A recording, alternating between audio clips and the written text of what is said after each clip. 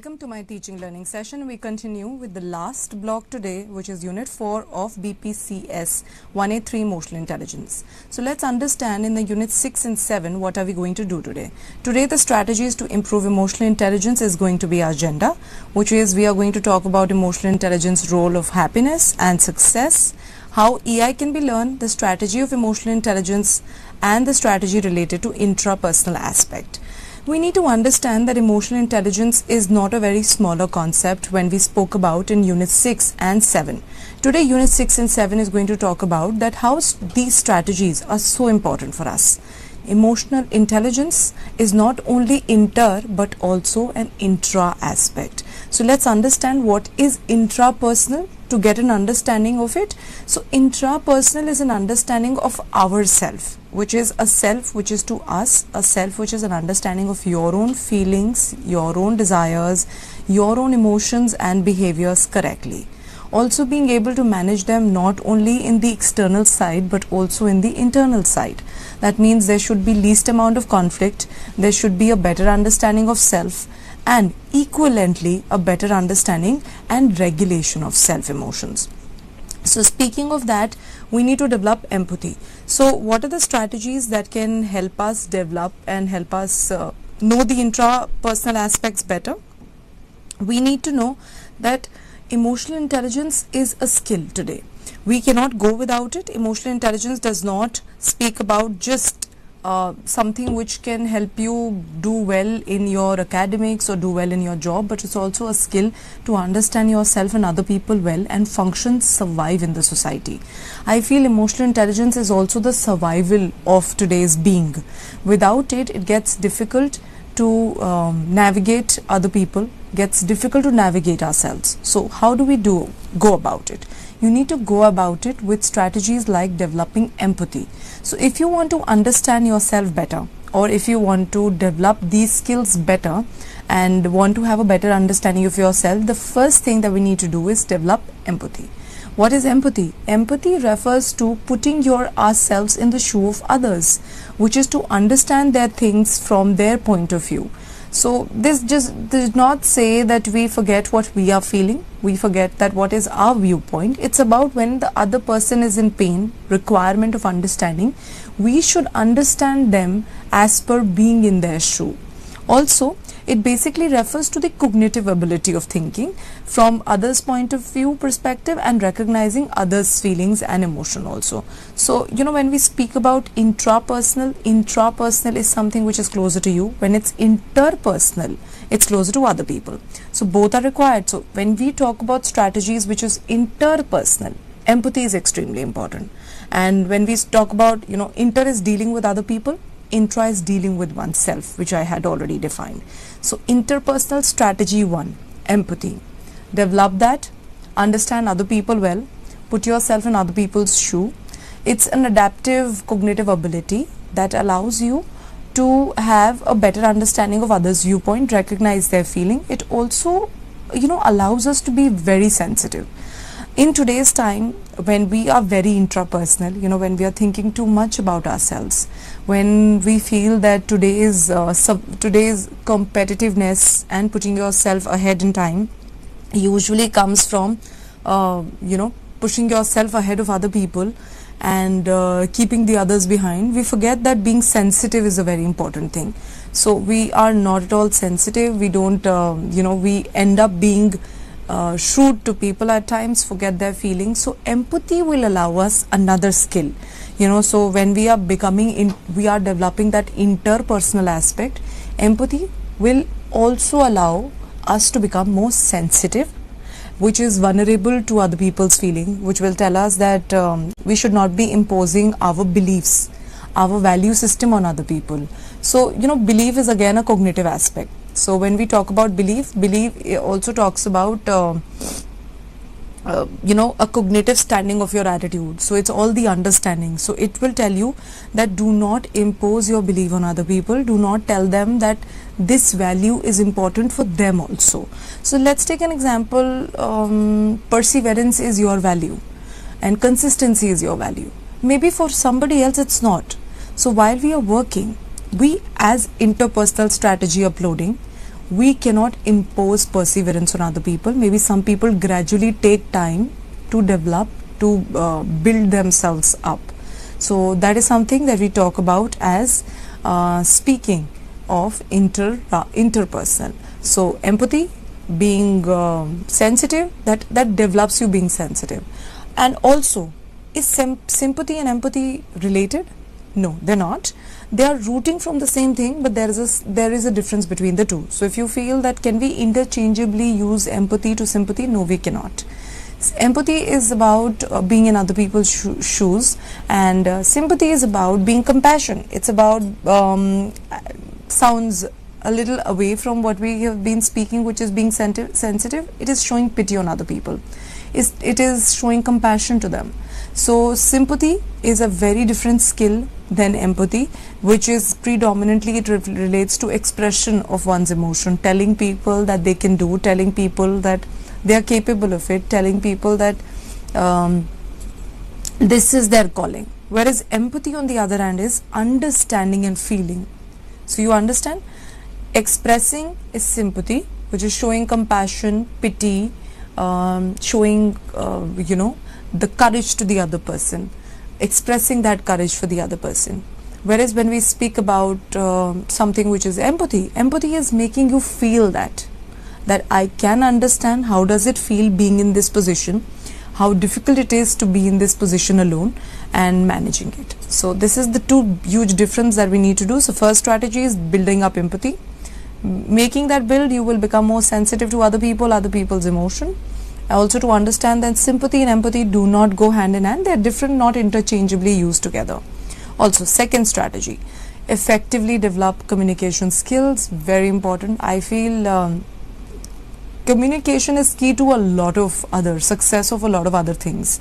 So we need to be very sure that when we talk about improving our emotional intelligence skill, an important skill which is related to interpersonal area is listening other people and speaking at the right time. Also, saying the right things at the right time is also important. So this is something which you speak of and talk about as developing effective communication, also which includes effective learning skills. So this is something which is the second most important strategy, is not to forget. So two strategies that we have taken care of, and then we will discuss the box which is next on the picture above. Now let's understand, as pointed by Friedman Schulz von Thorn 1989 in his model of four-side model of communication, every message passes to the four facets to it. So we have to know that every message has four facets to it, and it will make sure that it will move from one facet to the other facet and to the other facet. So when we speak about this, we need to know every message has an appeal. It is something that we need to know, it's attractive in some way, it is associated and calling in some way. So that's the appeal that we have. Then we need to know there is something which is called as the the self-evaluation content. We deliver something, we speak something in relationship to have an understanding that what is the evaluation. Is it positive, is it negative, or it's neutral? So every communication, everything, let's take the same example. There's something green in the soup. Now there's an evaluative content. Are we talking about green to be positive? Is it the greens that we are talking about as green vegetables, which is healthy, taken it as positive? If we take it greens as negative, it could be probably the soup is stale. So see, again, evaluation is positive, negative and neutral. Neutral, if you've ordered that soup, I think having something green in the soup is very normal. You are not going to react. There's not going to be a there's not going to be an association. Now the relationship, you should know of it. Relationship is, you should know what is included in the soup that you're having. So that's the relationship. The appeal is it when you appeal for something, this is both attractive and appealing. Appealing is questioning here. Here when we talk about, they said you need to know, they should tell you what it is all about. And the last that we talk about is something which is the factual content. What is this green? So let's just assimilate everything together with another example. I see something sunny outside the window. Sunny outside, or probably something bright outside the window. Now when we talk about the evaluation let's talk about the appeal. Appeal says what is the bright and sunny thing outside. You should know. Second is you need to know factual content. It could be the sun rays, it could be the reflection, it could be a person, it could just be a yellow color. That's the factual information when it's sunny summers that we talk about. Then we come to relationship. You should know of it. You are staying beside that area. You should know what it is. And the last again that we talk about is it a good thing? Is it a bad thing? Is it harming your, wherever that you are? Is it harming any commodity of yours? So is it positive, negative, neutral? So, that's how your communication should be. Factual, relevant, remember. It should be appealing, which is you need to know what it is. You need to put out that question at the right time. Also should have a relationship. Why are you asking such a thing?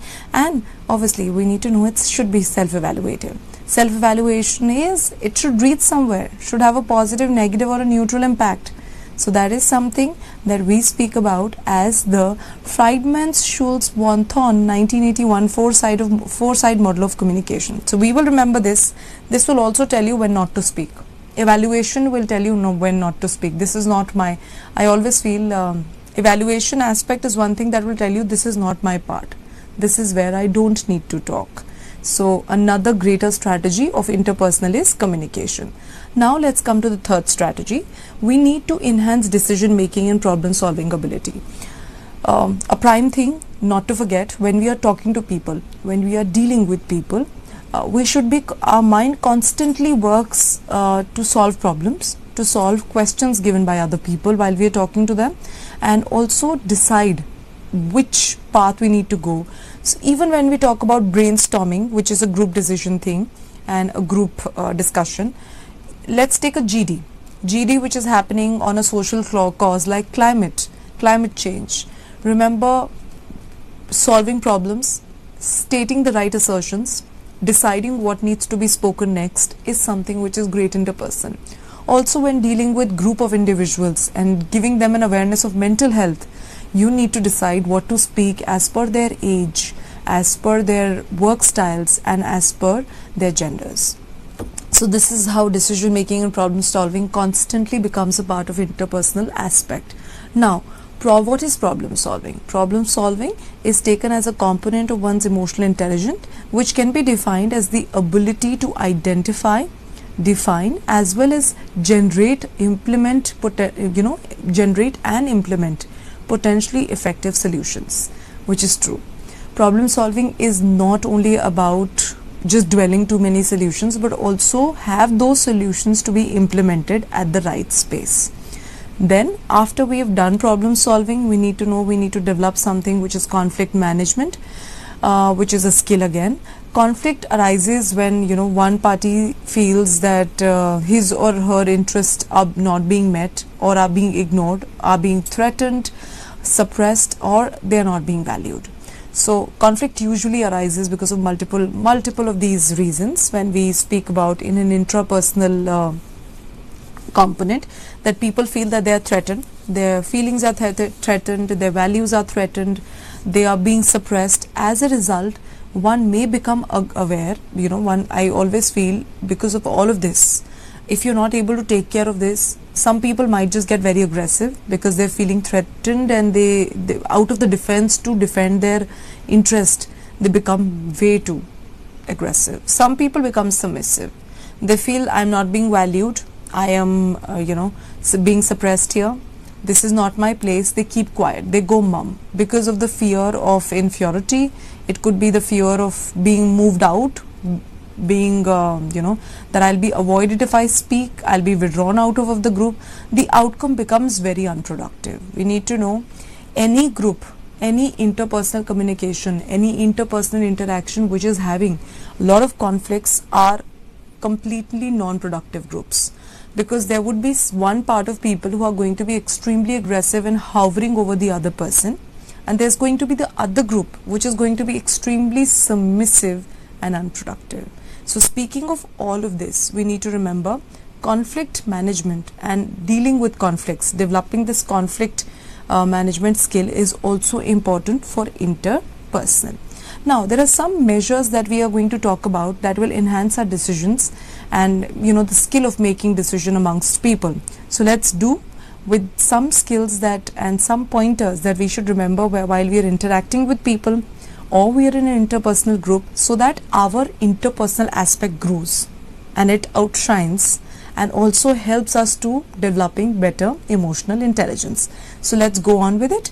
Knowing about the problem in detail, such as the nature of problem, identifying what is the problem, where is it coming from, how many people are involved in that problem.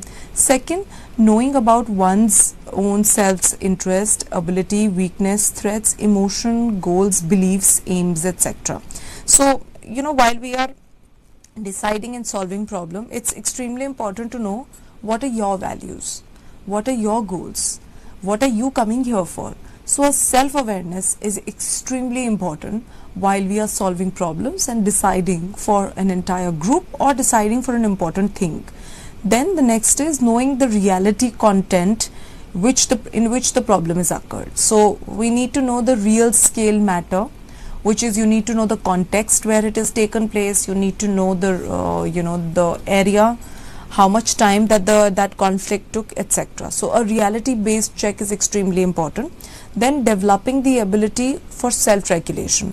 This is again something which is a part of emotional intelligence skill, which is being able to regulate your thoughts, feeling and emotions.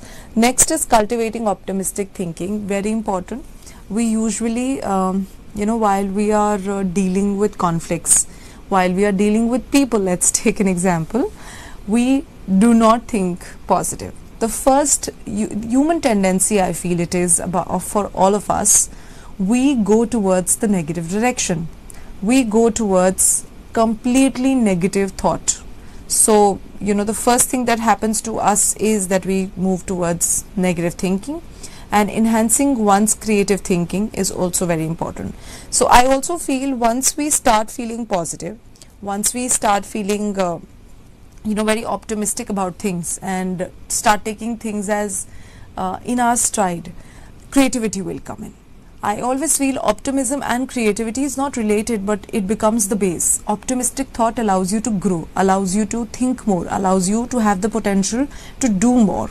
So creative skill development is also very important if you want to solve problems. While more the solutions, better it is, problem solving gets better, and you can imply the problem, which is implemented the problem in different areas. The last skill that they said which is important for problem solving and decision making is learning some strategies, which is algorithm, heuristics technique, which is shortcut techniques, which will support quick problem solving and also greater and better decision making. So these were some skills that tell us that when we are trying to build emotional intelligence, intrapersonal is equally important, interpersonal is equally important. So right now we did some of the strategies to develop interpersonal aspect. Now let's go ahead, and these are some skills that we spoke about. All of these interpersonal skills are very important to us. Greater communication, always remember we need to build empathy, being sensitive, being self-confident is also very important. We need to be quick learners, and also at the same time I think regulation, time management, all will come, optimistic thinking, all will come with interpersonal development. Now moving on to the next unit, this was the last part that we did. Now let's come to the last part of emotional intelligence from 6, 7 and 8. Unit 8 will talk about application of the EI, which is emotional intelligence in various contexts. So we've learned what is EI, which is emotional intelligence. We've learned the implication, where can it all be, what is the structure of emotional intelligence, what are the aspects which are required us to grow to become emotionally intelligent. Now just let's come to the fact that we talk about EI so much. Is it really significant in our day-to-day living? Can it not be that we can go without it? Can it not be that there are some people who are immensely intelligent? They're very diligent also, which is hardworking, and they're intelligent also, which is they keep up with their work, and also are fast learners. So with such people, you feel that emotional intelligence has any application? So we are going to learn application of EI in educational setting. We will also talk about how do we develop EI, which is we need to know it's a skill that should begin from student life. It's a skill that we should give them from the time that the cognitive development is happening, the identity is being forming. So we are going to learn how to foster emotional intelligence in students. Also fostering schools as emotionally intelligent communities. Also then we are going to talk about how do we apply EI in workplaces, application of EI in mental health facilities and how it is helpful for mental health, general health and well-being. And then lastly, how can the application of emotional intelligence can be so apt to resolve conflicts and improve interpersonal relationships. So that will finish with our unit today and also the block 4, which was emotional intelligence. So let's begin. What is the significance of emotional intelligence? Does it really has that user impact? Does emotional intelligence really play an important role? Yes, it does. Emotional intelligence broadly means having an awareness of awareness and understanding of one's emotion and also of those around you. It also means using of this understanding effectively to manage one's own emotions for nurturing good relationship with other people.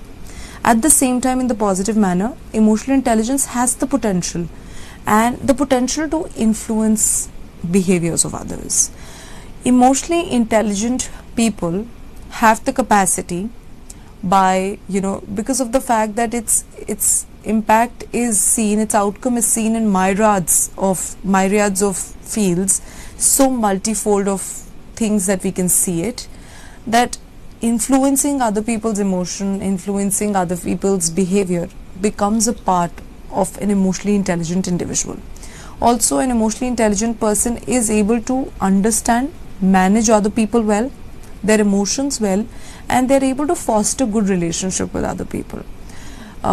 People who are lacking emotional intelligence, which is I feel a skill today, a lot of us lack that because EI was not something which our school communities was fostering, but today we are looking forward to it. People with great emotional intelligence, let's talk about good emotional intelligence. They are going to have better relationships, they are going to be better problem solvers, lesser conflict in life, they are more empathetic, so they understand other people well, and at the same time when you understand other people well, there is lesser conflicts with other people. So it's just not about conflicts with yourself but also conflicts with other people. Then emotional intelligence not only affects performance in school and on work, it has been found higher the emotional intelligence, more cooperation is something people tend to show. So people with higher emotional intelligence will show more cooperation with people while handling work. Also, they are better in handling interpersonal relationships, managing conflicts with partners, with families, with work areas, work members, in work areas and with work members. Also, as an overall impact of emotional intelligence, it is also seen that it impacts health outcomes also of individuals. People with better emotional intelligence tend to be, they have a feeling of well-being, contentment and a good mental health. And lastly but not the least, emotionally intelligent person has lesser chances of antisocial activity. So imagine if we implement this in school, antisocial activities will drop down to a greater level. So all the disruptive disorders that we find in children, which is the conduct disorders, the ODDs that we find, or oppositional defiant disorder, all of that will not, I would not say substantially go down, but this skill will support them the understanding of others and the behavior, that the retaliation and the strong aggressive behavior that comes in the form of disruption will reduce to a good level. So this is something we need to know. This is how significant emotional intelligence today is. Getting it to school, getting it to school learning, I feel getting it to the school paradigm is extremely important. We might miss it out today, but we need to know that being a part of it is also very important. Now, let's move to application of emotional intelligence in educational settings. We need to know that, as we said, Fostering this is very important in today's time. The amount of disruption and disruptive disorders in school life is increasing. The percentage and prevalence of disruptive disorders in school education has also increased. Initially, we used to find, one in an entire class of 200 student, one or two children having disruptive disorder. Now the number is not only doubled, but it takes a good percentage in that class, out of that number. Also, there's a lot of impulsivity that is cropping in children. There is high amount of change, high amount of prevalence and high amount of chances that children are distracted. They tend to be very restless. Because of this restlessness, they're always driven through their motors. They're always running, moving around aimlessly at times. High amount of aggression is seen in today's children. So I feel application of EI in an educational setting is something that should be thought about. Would not mention that getting it to the curriculum will support it, but getting it to as a life skill for children will surely support it. Then let's go about an understanding. As Plato said centuries ago, all learning has emotional base. It is increasingly being realized that emotional development not only leads to better academic performance. It's just not that the more you understand people, the better you're going to perform in education. No, it's a complete ball game. It's a complete, circle. We need to know development of this is not only going to support in your academics, but will build your social competence. How? We can relate to other people well. We can appreciate them. We will not impose our values. We will not impose our rules onto them. We also will have better interpersonal relationship, more cooperation amongst children, which will develop them overallly. A child will not only be groomed as a person and personality, but also develop these skills well in advance in their school years. Children are learning, children are learning community services, and in communities where the teachers and students interact with an environment of knowledge sharing and sustained development of youngsters as productive members of society. So I feel goal of education is not only to gain knowledge, but also to assimilate and integrate all of this knowledge which is getting built in a child within themselves, and they are able to develop overallly and become better citizens of society. Not only add on to the growth of themselves, but also the growth of others, their own well-being, and maintain the community well-being. Maintaining community well-being is there are going to be lesser conflicts. We need to know this. Adding such skills in communities of like school life, college life, this will actually increase the well-being and health of the community per se, the entire community. We will increase the well-being of children. Children will make sure the well-being of the house gets better. One house learns, the other learns, lesser conflicts, more cooperation. There's going to be lesser antisocial activities, lesser rebellion, impulsivity in children in today's time. That will contribute to upscale performance. Academic performance will be far better than this. More creativity, better careers, and more career opportunities that children can think beyond the conventional careers will also begin from here. So this is how adding, like sowing one seed of emotional intelligence can actually brighten not only one home, one child, but also can take care of the entire community as it grows from one to many. Again, another thing, fostering emotional intelligence in students, how that can be done, and if it's done, what all will it provide. We need to know that emotional intelligence has been found to predict better academic performance and social skills. This is something which is it's not to be said, it's something which goes without saying now. Researchers have mentioned it. It is shortly a found predicted thing that children who have better emotional intelligence will surely perform better than others. They will have better social skills.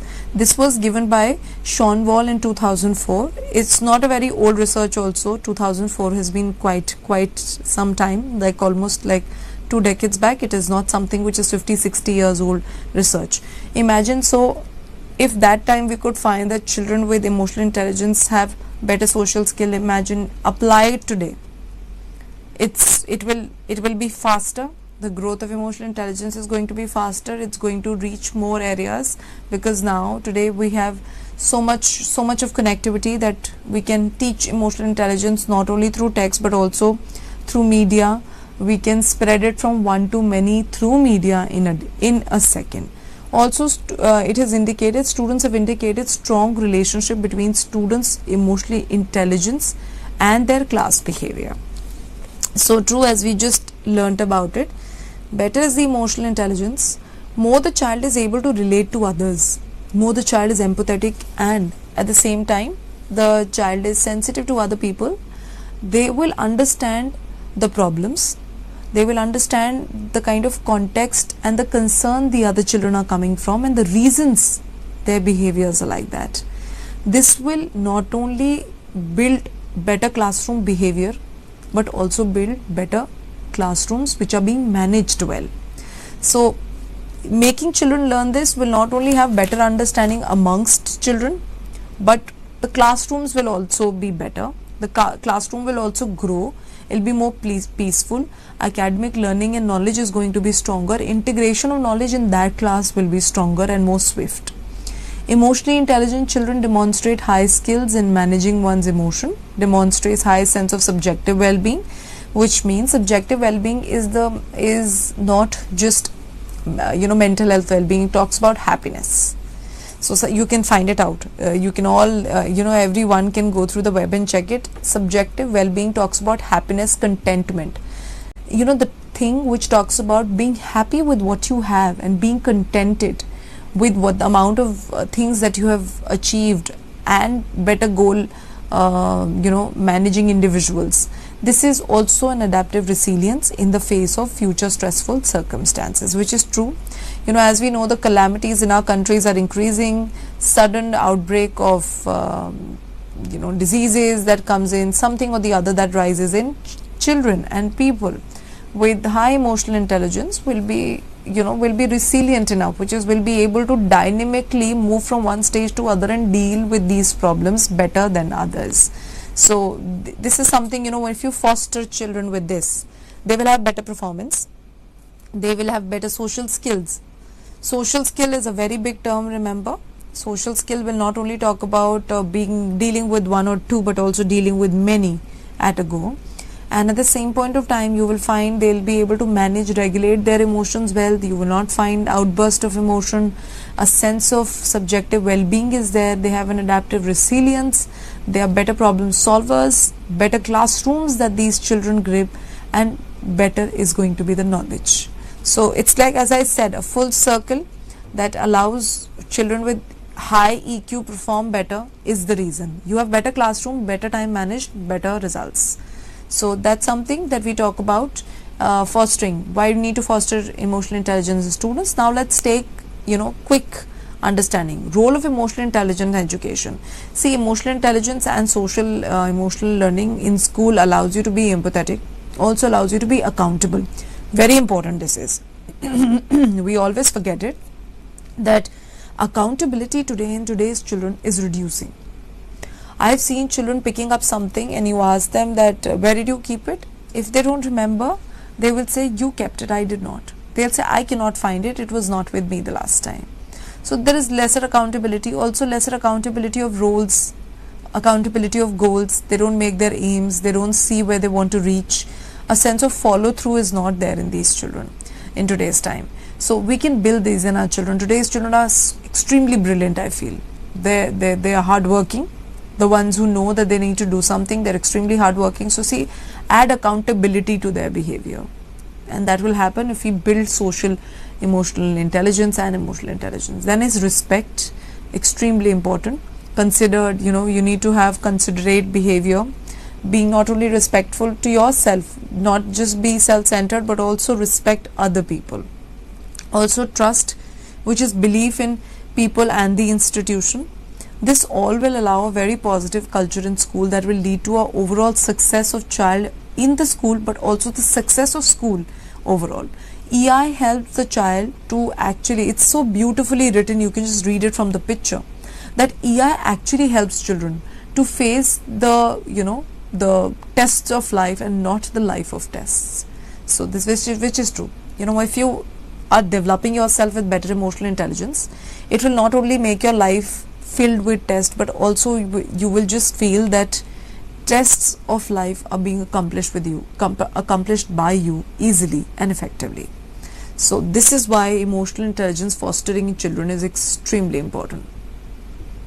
Now, speaking of school education system in the Western countries, what are they focusing on, and should we learn from them? And if we're learning from them, what are the kind of differences that we see? See, the school education system in Western country has been focusing on structured support to students for social and emotional learning from past few years, which is very true. Also, social emotional learning is one of such umbrella term that is being used to cover variety of educational programs, and also curriculums that focuses upon processes through which the individual learns a set of skills, which is social skills, emotional skills, character skills that are required to succeed in schooling, in work life, in relationships, and also become better citizens. This was given by Jones and also Doolittle in 2017. In brief, what they are trying to tell us is the Western countries' educational system is just not about learning your curriculum. It is just not about taking all the theoretical knowledge in. They are building on hands-on knowledge. They are building on practical skills.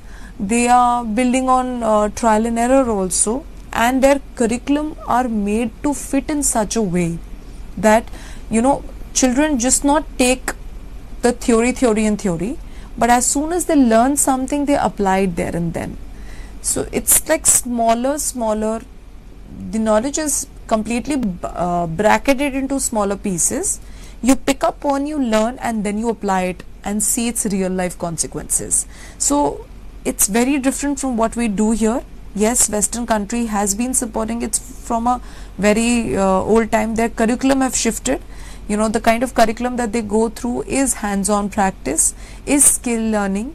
They are trying to make children effectively, effective citizens from day one. They make them self-sufficient. They do make them something which we call as adaptive, resilient. They are making their children adaptive and resilient so that they are able to bounce back. Also, understanding the Western framework, the social emotional learning, which has been a part of their curriculum from a very long time, includes skills. It includes skills which are an ability of doing a task effectively. So they focus on skill, more on tasks that a child is very bright on, and then they try to skill it as in they train it further, they groom them, they provide them reinforcement to do it better and best. Then context. Also, they provide them contextual learning. Contextual learning is situation-based learning, putting them into different situations and seeing how well they can adapt to those different situations. Also, then we talk about is other things that we talk about, which is 3 domains here. The 4 areas that are going to be covered is skill, context, development, and outcome. And the SEL skills are divided into 3 domains: cognitive, emotional processes, and interpersonal skills. So what are emotional processes? Something that helps you deal with your emotions, feelings better. Cognitive regulation is your ability to think, reason well, judge well, be able to regulate, control, maximize and minimize. And the last is interpersonal skills. Also, here the figure shows the interplay of interpersonal, intrapersonal system and system level factors in fostering emotional intelligence in an educational system. It's a very complex thing, but remember, it's very easy if we understand. Teachers, we'll understand this framework. Let's just understand what they're trying to tell us. This framework tells us when we get the interpersonal aspect and the intrapersonal aspect in the same field, and we teach them to children, and also the system level, that how they go from step 1 to step 2 to step 3, we will find that it is not only students who are facilitating in developing their emotional intelligence and developing themselves as social competent, but also the teachers to overall ethos of the schools, and the larger context also needs to be facilitative.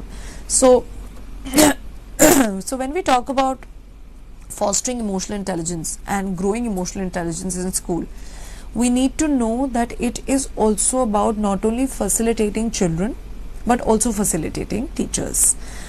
You need to have better teachers. That's how you'll have better students.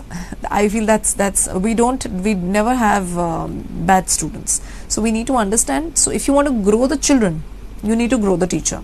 And if you need to grow the teacher, you need to grow the system level. You need to ask the system to equally grow. So this is a model that talks about how being facilitating the children and facilitating teachers will facilitate the school, or probably facilitate the community. It could be a workplace, it could be a college, it could be a smaller community. So let's just understand that how does this work. So let's understand in the middle we have social, emotion, cognitive and emotions. We need to know all of this adds values to you, your identity, also your perspective. Cognition adds perspective. Also emotions will add a lot of value, and social will add you identity. This is how, the bracket builds up. You develop emotional intelligence, you develop social competence, you develop emotional competence and cognitive competence that will grow your value, your identity and better perspective. With that, all of this will allow, how does the school class, on the left you will see it is the school classroom context, and on the right you will see the short term outcomes. So what do we need to build? We need to build in the classroom context. We need to have cultures of climate where there is healthy relationships. There is a better classroom management. So healthy relationship will happen when we teach children emotional intelligence, tell them to be creative, tell them to be looking for positive outcome, tell them to have more answers, solve more problems. This will allow them to have better interpersonal relationship, more teamwork will happen.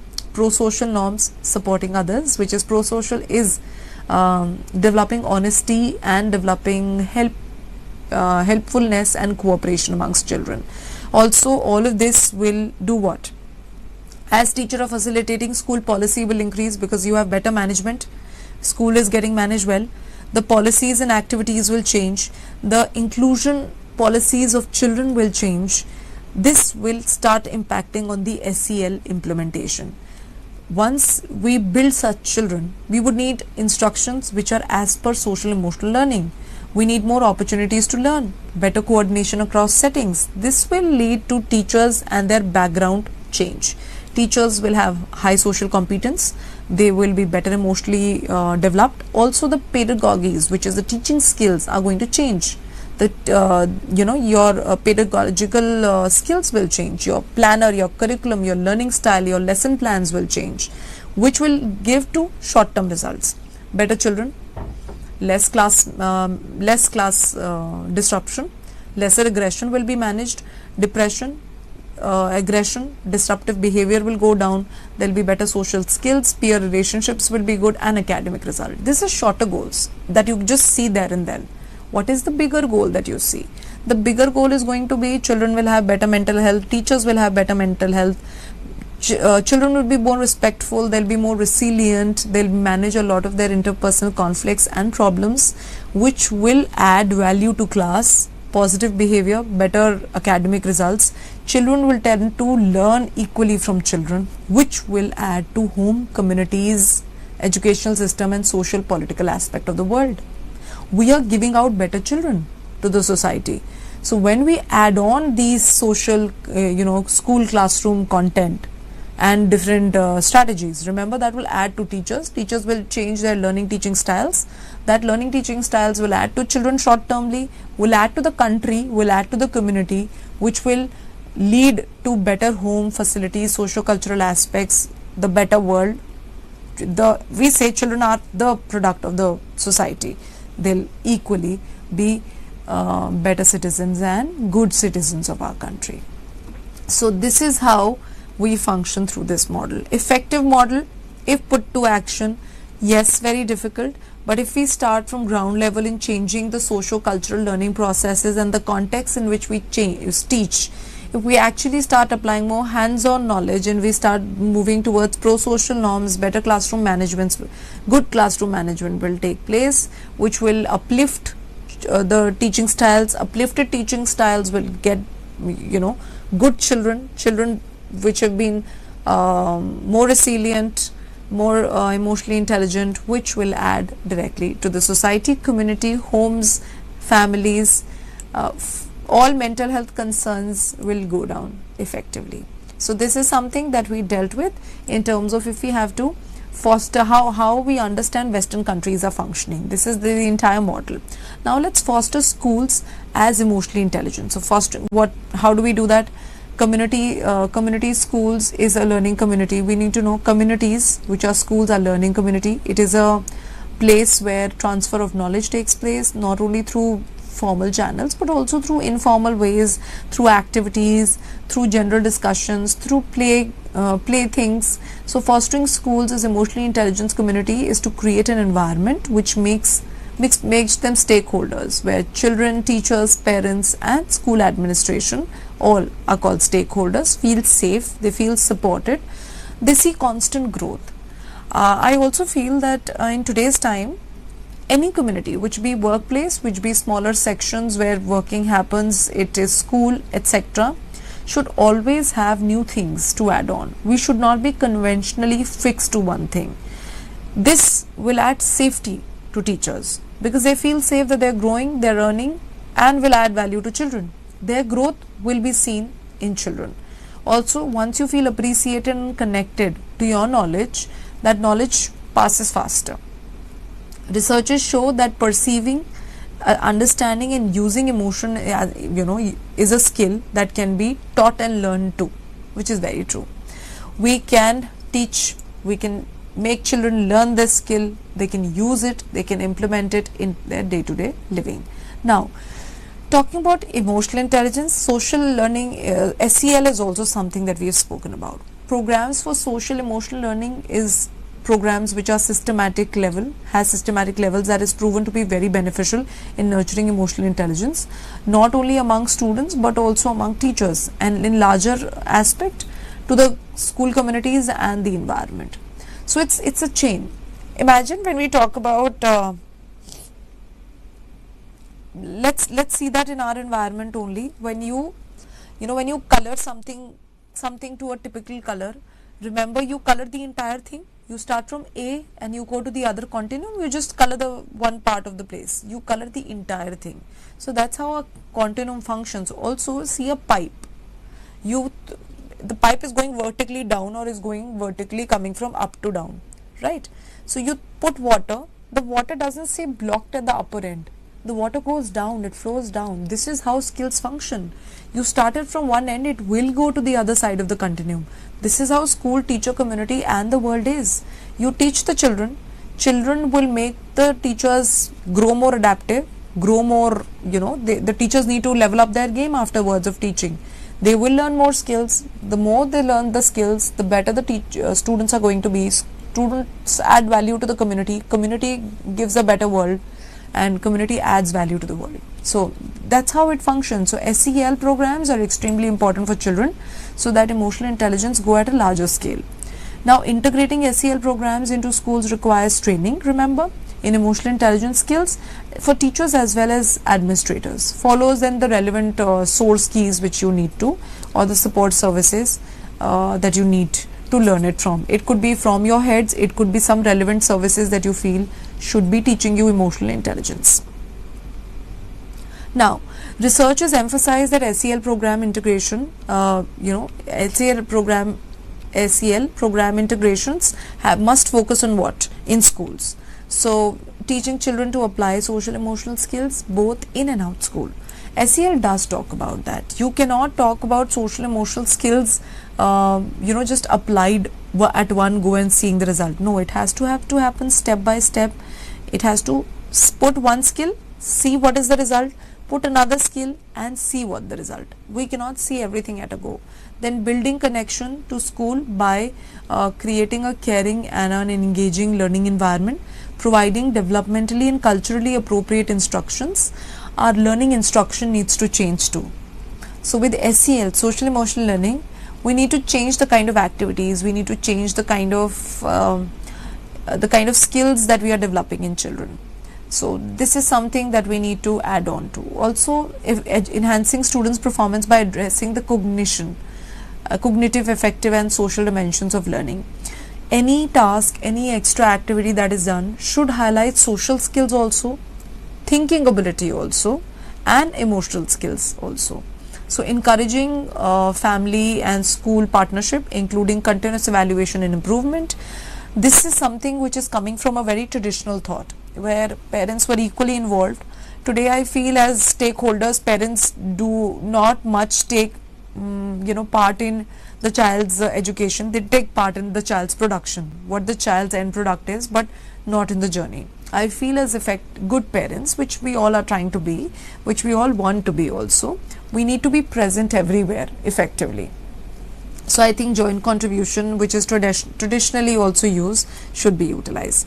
So this is how we will be able to add and integrate social emotional programs in community like school. Now, finishing an understanding of programs in school, effectiveness of these programs in school, let's understand, does emotional intelligence also has any effectiveness in workplaces? Can it also be applied at jobs? Will it facilitate people there too? Yes, it will. Interpersonal competencies and social skills are crucial aspects of achieving success at work. And with the increasing complexity in work tasks, so much of collaboration, so much of work across the country and cultures, and increasing business negotiation, emotional intelligence has been recognized as to have a to be a central pillar in the professional success. So understanding this, how can we contribute to in the workplace of increasing empathy and social skills? Empathy is, as we studied in the previous section of unit 6 and 7, empathy is greatly important. We need to put this at work also. This is not something which only supports students. Empathy also supports work employees. It also supports employees at work. So identifying others' emotions, shaping the way we perceive other people or an event. Empathy is not only something which is facilities of interpersonal collaboration. It reduces the propensity for prejudice, aggression, also violence. So aggression, violence, over comparison with other people, jealousy, all of this will go down because of empathy. Because we understand where the other person is coming from, where is the kind of problem the other person is coming from, and how and why does the other person needs more and gets more. Such social comparison is also bridged by empathy. This will lead to lesser aggression, lesser fights, and lesser prejudices at work. And this has been given by Bridgman in 1981 and Fleshbach in 1982. Effective use of social skill is another component of success in work. So if you are able to deliver professional success, remember it's not only emotional intelligence which is rooting from empathy, being sensitive, but or being cognitively smart. It is also being delivered because of social skills, being able to connect to people well. Social skill is very important at workplace, primarily because our management is many people. It's not just one. No, none of the workers, I feel, anyone who's working, tell me anyone who's working alone at one place, even if you have a desk alone, you need to go and report to somebody. That somebody needs to collaborate with many people and get back to you. So it will have one or more people all the time. The interaction, such interaction, interpersonal interaction involves conflicts, difference of opinion, and with this, social skills will allow effective communication, listening better, understanding the problem more cooperation, effective teamwork. All of this will come from social skills. So teamwork will allow you to not see yourself as alone, but it will allow you to see everyone together, everyone's work, tasks, performances together. So remember, effective communication, collaboration with others, as mentioned, cooperative efforts to achieve targets, and effective team making abilities is an essential part of social skill at workplace. This was given by Johns, George and Hills in 2000. So it has been well researched 2 decades ago that social skill, competence in addressing other people, needs, working as team, joint values, collaboration, cooperation does lead to better productivity. So that is effective, that is emotional intelligence at workplaces and social skills at workplaces. We have some of the skills which mentions here is, as we've discussed this image even before, and it comes back when we talk about social skills at workplaces. We need to have a self-awareness, which is extremely important. Want to build EI, want to build social competence, you need to be aware of yourself. Once you be aware of yourself, manage yourself better, which is regulation and management. Being able to do that, be motivated. Motivated is build up goals, build up ideas, and after motivation, be driven towards it, social awareness. Know if your goals, your plans are fitting into that social context that you're a part of. So it's about empathy, organizational structure, organizational cooperation. Then is social skill, which is being able to mentor, coach people, being able to influence people, also teamwork, collective working, collaboration, and in being inspirational leadership, or any kind of leadership also comes in social skills. So see, if you're aware, you'll manage yourself better. You are motivated, you build up goals. Your goals are aligning with your social awareness of who you are, where you are, and that awareness allows you to work together. This is how workplace EI and social skills work. So this is something that we speak about. Now the last that we say, if we apply mental health, if we apply EI to mental health, what impact does it have and how is it supporting mental health? We need to know that proponents of EI have claimed that through fostering more constructive and harmonious relationship with other people in society, greater is the well-being and happiness of people, which is very true. The more that we are collectively working, the more that we are concerned about other people and taking everyone together, has a very advantageous impact on our life. And when we are when we are happy, when we are contented, it greatly impacts on other people's life. Also, researchers have also suggested that emotionally intelligent people who are better skilled at understanding and managing emotions and capable of adaptive responding, and as compared to people and counterparts who have lesser EI, which is very true. When we are better emotionally intelligent or we have better skills of empathy, cooperation, and being sensitive, we tend to know people well better, manage them more adaptively, respond to them more adaptively, and our relationship with them is far surpassing than the ones who are lesser EI. So this is something that we talk about as emotional intelligence increasing mental health. Many researchers have stated the more intelligent that we are emotionally and socially, the more that you will find people, the more that you will find people to be doing, working and collaborating with one another, which will not only foster happiness, it will also foster well-being. Subjective well-being is contentment, being happy, being being self-aware also, and holding lesser negative emotions. Also, in the recent decades of health and illness, patterns have undergone a change in most of the societies, which is very true. In today's time, we are seeing that mental health is reducing amongst people. So unhealthy lifestyle, chronic stress, complex associated behaviors, our healthy behaviors are going down. We have given rise to novel new health patterns and chronic illnesses, and such complexities are adding to us, which is further reducing our mental health. So contemporary biopsychosocial diseases are coming in, which is reducing not only our capacity to deal with society, deal with our own health also it's adding on to much more social toughness in the world. So in today's time, I feel adding emotional intelligence and social emotional learning is extremely important, because it will reduce all the changed mechanism that we are having in today's time. So speaking of that, we need to know EI application not only gives becomes a facilitator for children and the society, but it also adds value to your working capacity, your employees, better productivity of an organization, I feel better organizational structures will be set up.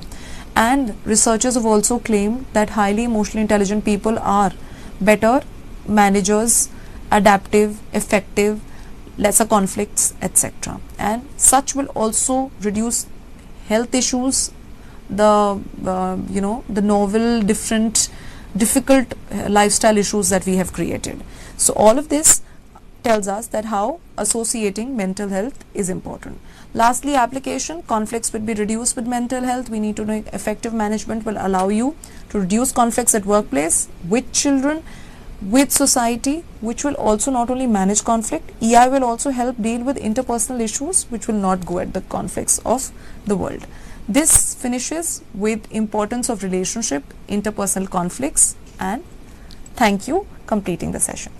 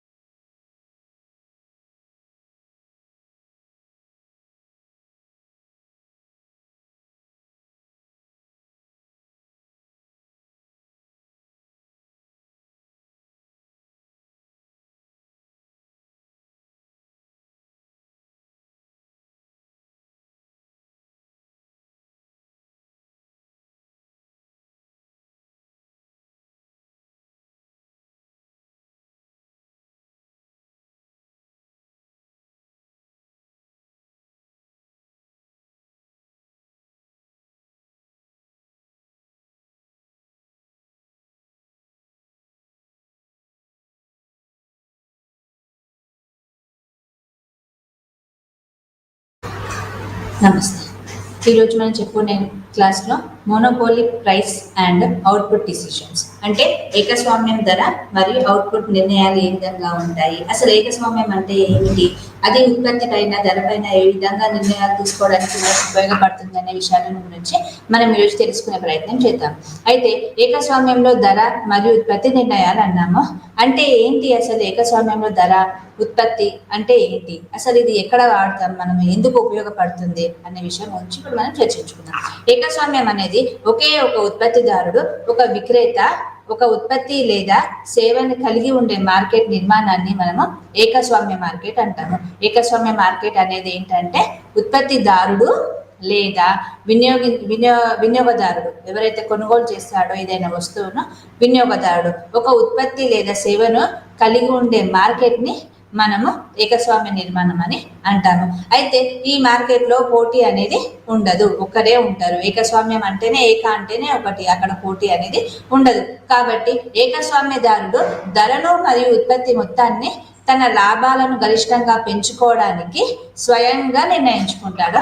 ఇక్కడ ఏకస్వామ్యదారుడు ఏం చేస్తాడంటే ధరను మరియు ఉత్పత్తి మొత్తాన్ని తన లాభాలను గరిష్టంగా పెంచుకోవడానికి అతడు స్వయంగా ధరను అతనే నిర్ణయిస్తాడు, ఉత్పత్తిని కూడా అతనే నిర్ణయిస్తాడు.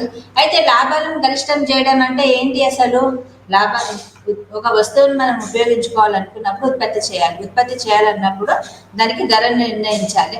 ధరను నిర్ణయించిన తర్వాత దానికి లాభాలు వస్తాయా రావా అనేది మనం ఎక్కడ తెలుసుకోవాలి అంటే మనం అమ్మే దానిపైన ఆధారపడి ఉంటుంది. అయితే ఈ ఏకస్వామ్యదారుడి ప్రధాన లక్ష్యం ఏ విధంగా ఉంటుంది అంటే లాభాలను గరిష్టంగా చేసుకోవడమే. అంటే ఎక్కువ లాభాలను ఉన్నదానికంటే ఎక్కువ లాభాలని మనము పొందడానికి ఇతను ఎప్పుడు ప్రాధాన్యత ఇస్తూ ఉంటాడు. అయితే దీనికోసము అతను ఉపాంత రాబడి అంటే మార్జినల్ రెవెన్యూని అతడు మరియు మార్జినల్ కాస్ట్ అంటే ఉపాంత వ్యయాన్ని సమానమయ్యే బిందువును కనుగొంటాడు. ఎక్కడైతే ఉపాంత రాబడి వస్తుంది, ఎక్కడైతే ఉపాంత వ్యయం అనేది సమానంగా ఉంటుందో అక్కడ తన ధరను మరియు ఉత్పత్తిని నిర్ణయిస్తాడు. అయితే ఈ సూత్రం ఆధారంగానే దేని ఆధారంగా ఈ ఉపాంత రాబడి మరియు ఈ ఉపాంత వ్యయం ఆధారంగానే ధర మరియు ఉత్పత్తి నిర్ణయం అనేది జరుగుతుంది.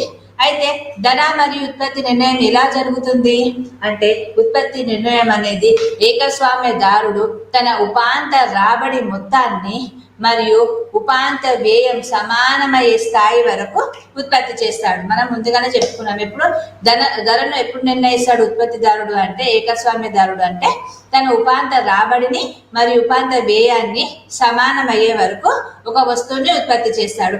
ఆ తర్వాత తను తీసుకొచ్చి ఆ స్థాయి ఎక్కడైతే రెండు సమానం అవుతాయో ఆ బిందువు వద్ద ఆ స్థాయి వద్ద ఉత్పత్తి మొత్తం మరియు లాభాలను అత్యధికంగా పెంచుకుంటాడు. అయితే ఇక్కడ ధర నిర్ణయం ఏ విధంగా జరుగుతుంది అంటే ఉత్పత్తి మొత్తం నిర్ణయించిన తర్వాత ఉత్పత్తి ఎంత చేయాలి అనేది మొత్తం నిర్ణయించిన తర్వాత ఏకస్వామ్యదారుడు ఏం చేస్తాడంటే డిమాండ్ వక్రరేఖ చూసి ఎక్కడైతే ఏ స్థాయిలో అయితే డిమాండ్ పెరుగుతుంది అక్కడ తను కనుగొని ఆ స్థాయి వద్ద ఆ నిర్దిష్ట ఉత్పత్తి మొత్తానికి వినియోగదారులు ఎంత ధర చెల్లించడానికి సిద్ధంగా ఉన్నారో గుర్తిస్తాడు. ఇప్పుడు ఈ స్థాయిలో ఉన్నప్పుడు ఒక ధర నిర్ణయిస్తాడు, ఈ స్థాయిలో ఉన్నప్పుడు ఒక ధర నిర్ణయిస్తాడు, ఈ స్థాయిలో ఉన్నప్పుడు ఒక ధర నిర్ణయిస్తాడు. అయితే ఏ స్థాయిలో వినియోగదారుడు ఏ విధంగా ఆ వస్తువు కొనుక్కోవడానికి ప్రాధాన్యత చూపుతున్నాడు అనే విషయాన్ని తను అనలైజ్ చేసుకొని అప్పుడు దానికి ధర అనేది నిర్ణయిస్తాడు. అయితే ఈ ధరను ఏకస్వామ్యదారుడు వసూలుగా మాత్రమే వినియోగించుకుంటాడు. ఎప్పుడు తను వినియోగదారుని దగ్గర నుంచి డబ్బులు వసూలు చేయడానికి ప్రాధాన్యత ఇస్తూ ఉంటాడు. అయితే పోటీ మార్కెట్తో పోలిస్తే ఏకస్వామ్యదారుడు అంటే ఇక్కడ పోటీ అనేది ఉండదు. అయితే ఒకవేళ మనం పోటీ మార్కెట్తో పోలిస్తే కనుక సంపూర్ణ పోటీ మార్కెట్లో ధర ఉపాంత వ్యయానికి సమానంగా ఉంటుంది. కానీ ఏకస్వామ్యంలో ధర ఎప్పుడు ఉపాంత వ్యయం కంటే ఎక్కువగా ఉంటుంది. ఫలితంగా ఏకస్వామ్య మార్కెట్లో ఉత్పత్తి అనేది తక్కువగా, ధర అనేది ఎక్కువగా ఉంటుంది. పోటీ మార్కెట్తో పోలిస్తే ఏమవుతుంది, సంపూర్ణ పోటీ మార్కెట్లో ధర ఉపాంత వ్యయానికి సమానంగా ఉంటుంది. ఏమవుతుంది, సంపూర్ణ పోటీ మార్కెట్లో ధర ఉపాంత వ్యయానికి మనం ఎంతైతే వెచ్చించామో ఒక వస్తువుపై దానికి మరియు ధరకు సమానమైన స్థిరమైన స్థాయి ఉంటుంది. కానీ ఏకస్వామ్య మార్కెట్లో ఎప్పుడు ఏ విధంగా ఉంటుంది అంటే ధర ఎప్పుడు కూడా ఉపాంత వ్యయం కంటే ఎక్కువగా ఉంటుంది. మనం ఒక వస్తువు పైన ఉపయోగించిన వ్యయం కంటే కూడా ఇక్కడ ధర అనేది ఎక్కువ స్థాయిలో ఉంటుంది. అయితే దాని ఫలితంగా ఏమవుతుంది అంటే ఏకస్వామ్య మార్కెట్ లో ఉత్పత్తి అనేది తక్కువగా ఉంటుంది, ధర అనేది ఎక్కువగా ఉంటుంది. అయితే ఇక్కడ స్వల్పకాలిక మార్కెట్ మరియు దీర్ఘకాలిక నిర్ణయాలని అన్నాము. దీర్ఘకాలిక నిర్ణయము, స్వల్పకాలిక నిర్ణయం ఎప్పుడు తీసుకుంటాం మనము అనేసి అంటే స్వల్పకాలంలో ఏకస్వామ్య మార్కెట్లో లేదా ఏకస్వామ్య సంస్థ సూపర్ నార్మల్ లాభాల కోసం తన కనిష్ట నష్టాలను కూడా పొందే అవకాశం ఉంది. కాబట్టి ఇక్కడ మార్కెట్ అనేది డిమాండ్ వ్యయాలపై ఆధారపడి ఉంటుంది. స్వల్పకాలంలో ఏ విధంగా ఉంటుంది అనేసి అంటే ఏకస్వామ్య మార్కెట్లో స్వల్పకాలంలో ఏకస్వామ్య సంస్థ అనేది నార్మల్ గా లాభాలను అంటే అత్యధిక లాభాలను పొందడానికే చూస్తుంది. ఒకవేళ అలా కాకుండా సాధారణ లాభాలే గనక సంపూర్ణ పోటీ మార్కెట్ లాగా సాధారణ లాభాలు లేదా కనిష్ట నష్టాలను పొందడానికి అవకాశం ఉంటే గనక అప్పుడు తను ఏం చేస్తాడంటే మార్కెట్ డిమాండ్ మరియు వ్యయాలు ఏ విధంగా ఉన్నాయో చూసుకొని దాని ఆధారంగా స్వల్పకాలంగా ఈ వస్తువుని మనము ఉత్పత్తి చేయాలా, దీర్ఘకాలంగా ఉత్పత్తి చేయాలా, దీనిపైన ఎంత వ్యయం వెచ్చించాలి, దీనిపైన ఎంత రాబడి మనకు వస్తుంది అనేది అనలైజ్ చేసుకొని అప్పుడు తను స్వల్పకాలికంగా ఈ వస్తువుని నిర్ణయించాలా, దీర్ఘకాలికంగా ఉత్పత్తి చేయడానికి వస్తువుని నిర్ణయించాలా అనే విషయం పైన తను నిర్ణయం అనేది తీసుకుంటాడు. స్వల్పకాలంలో అయితే ఈ విధంగా చేస్తాడు. ఒకవేళ దీర్ఘకాలంలో అనుకుంటే కనుక ఏకస్వామ్య సంస్థలు అనేవి ఏం చేస్తాయంటే ఎప్పుడు కూడా అత్యధిక లాభాలను ఆర్జించడానికే ఎదురు చూస్తూ ఉంటాయి. కాబట్టి కొత్త సంస్థలు మార్కెట్లోకి ప్రవేశించకుండా అడ్డంకులు తీసుకుంటూ ఉంటారు వీళ్ళు. కాబట్టి పోటీ వల్ల లాభాలు తగ్గుతాయి. కాబట్టి దీర్ఘకాలంలో ఒక వస్తువుని ఉత్పత్తి చేసినప్పుడు తనకు పోటీగా ఎటువంటి ఉత్పత్తిదారుడు రాకుండా వీళ్ళు ప్రణాళిక చేసుకొని దీర్ఘకాలికంగా నిర్ణయాలు తీసుకుంటాయి.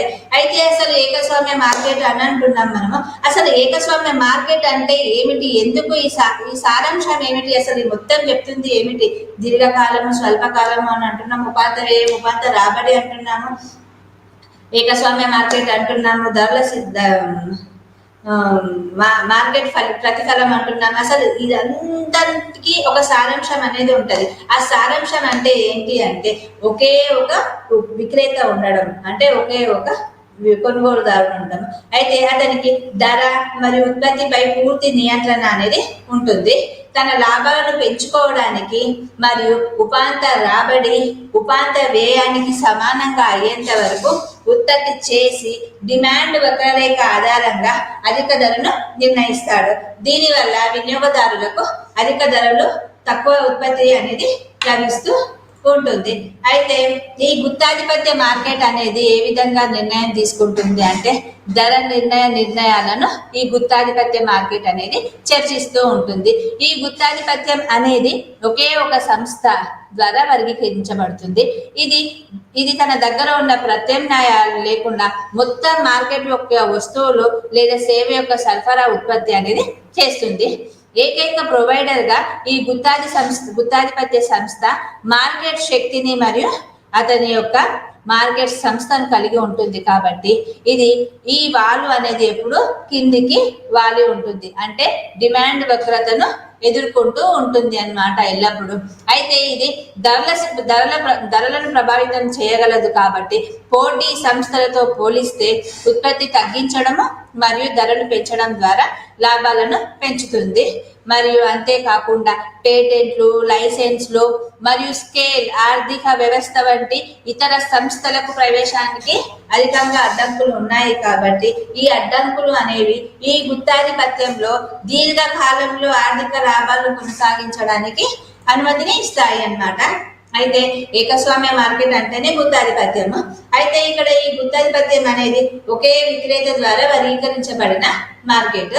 అతను ఒక నిర్దిష్ట వస్తువును లేదా సేవ యొక్క సరఫరాను దగ్గర మరియు ప్రత్యామ్నాయం లేకుండా నిర్ణయిస్తాడు. ఏ విధంగా నిర్ణయిస్తాడు అంటే అతను ఒక నిర్దిష్ట వస్తువును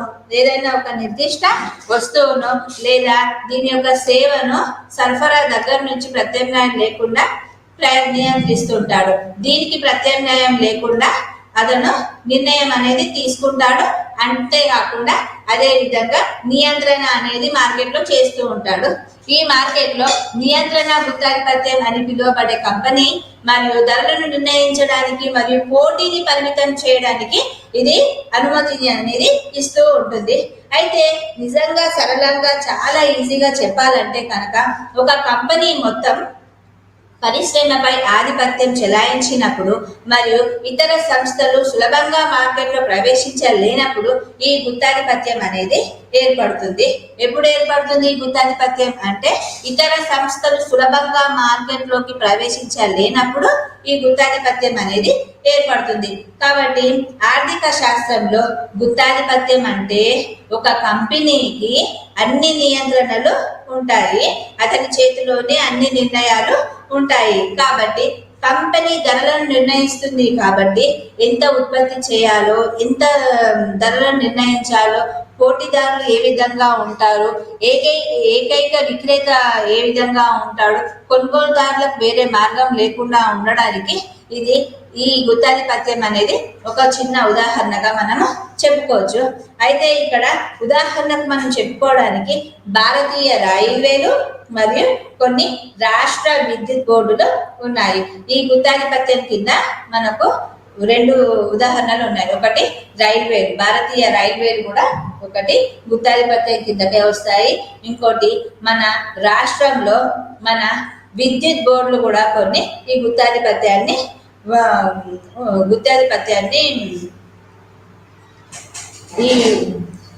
ఈ గుత్తాధిపత్యాన్ని చేతిలో తీసుకున్నాయి.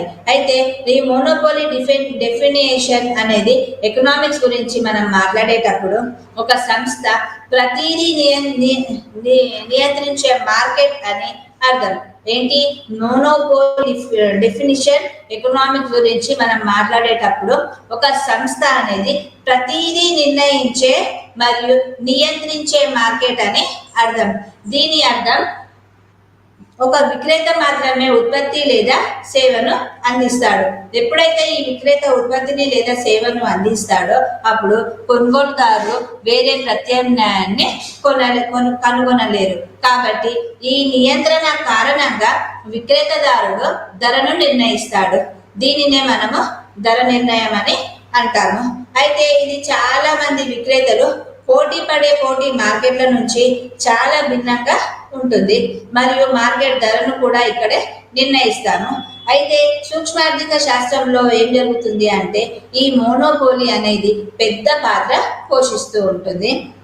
ఎందుకు పెద్ద పాత్ర పోషిస్తుంది అంటే ఆర్థిక శాస్త్రం అనేది వ్యక్తిగత మార్కెట్లు మరియు వ్యాపారాలను అధ్యయనం అనేది చేస్తుంది.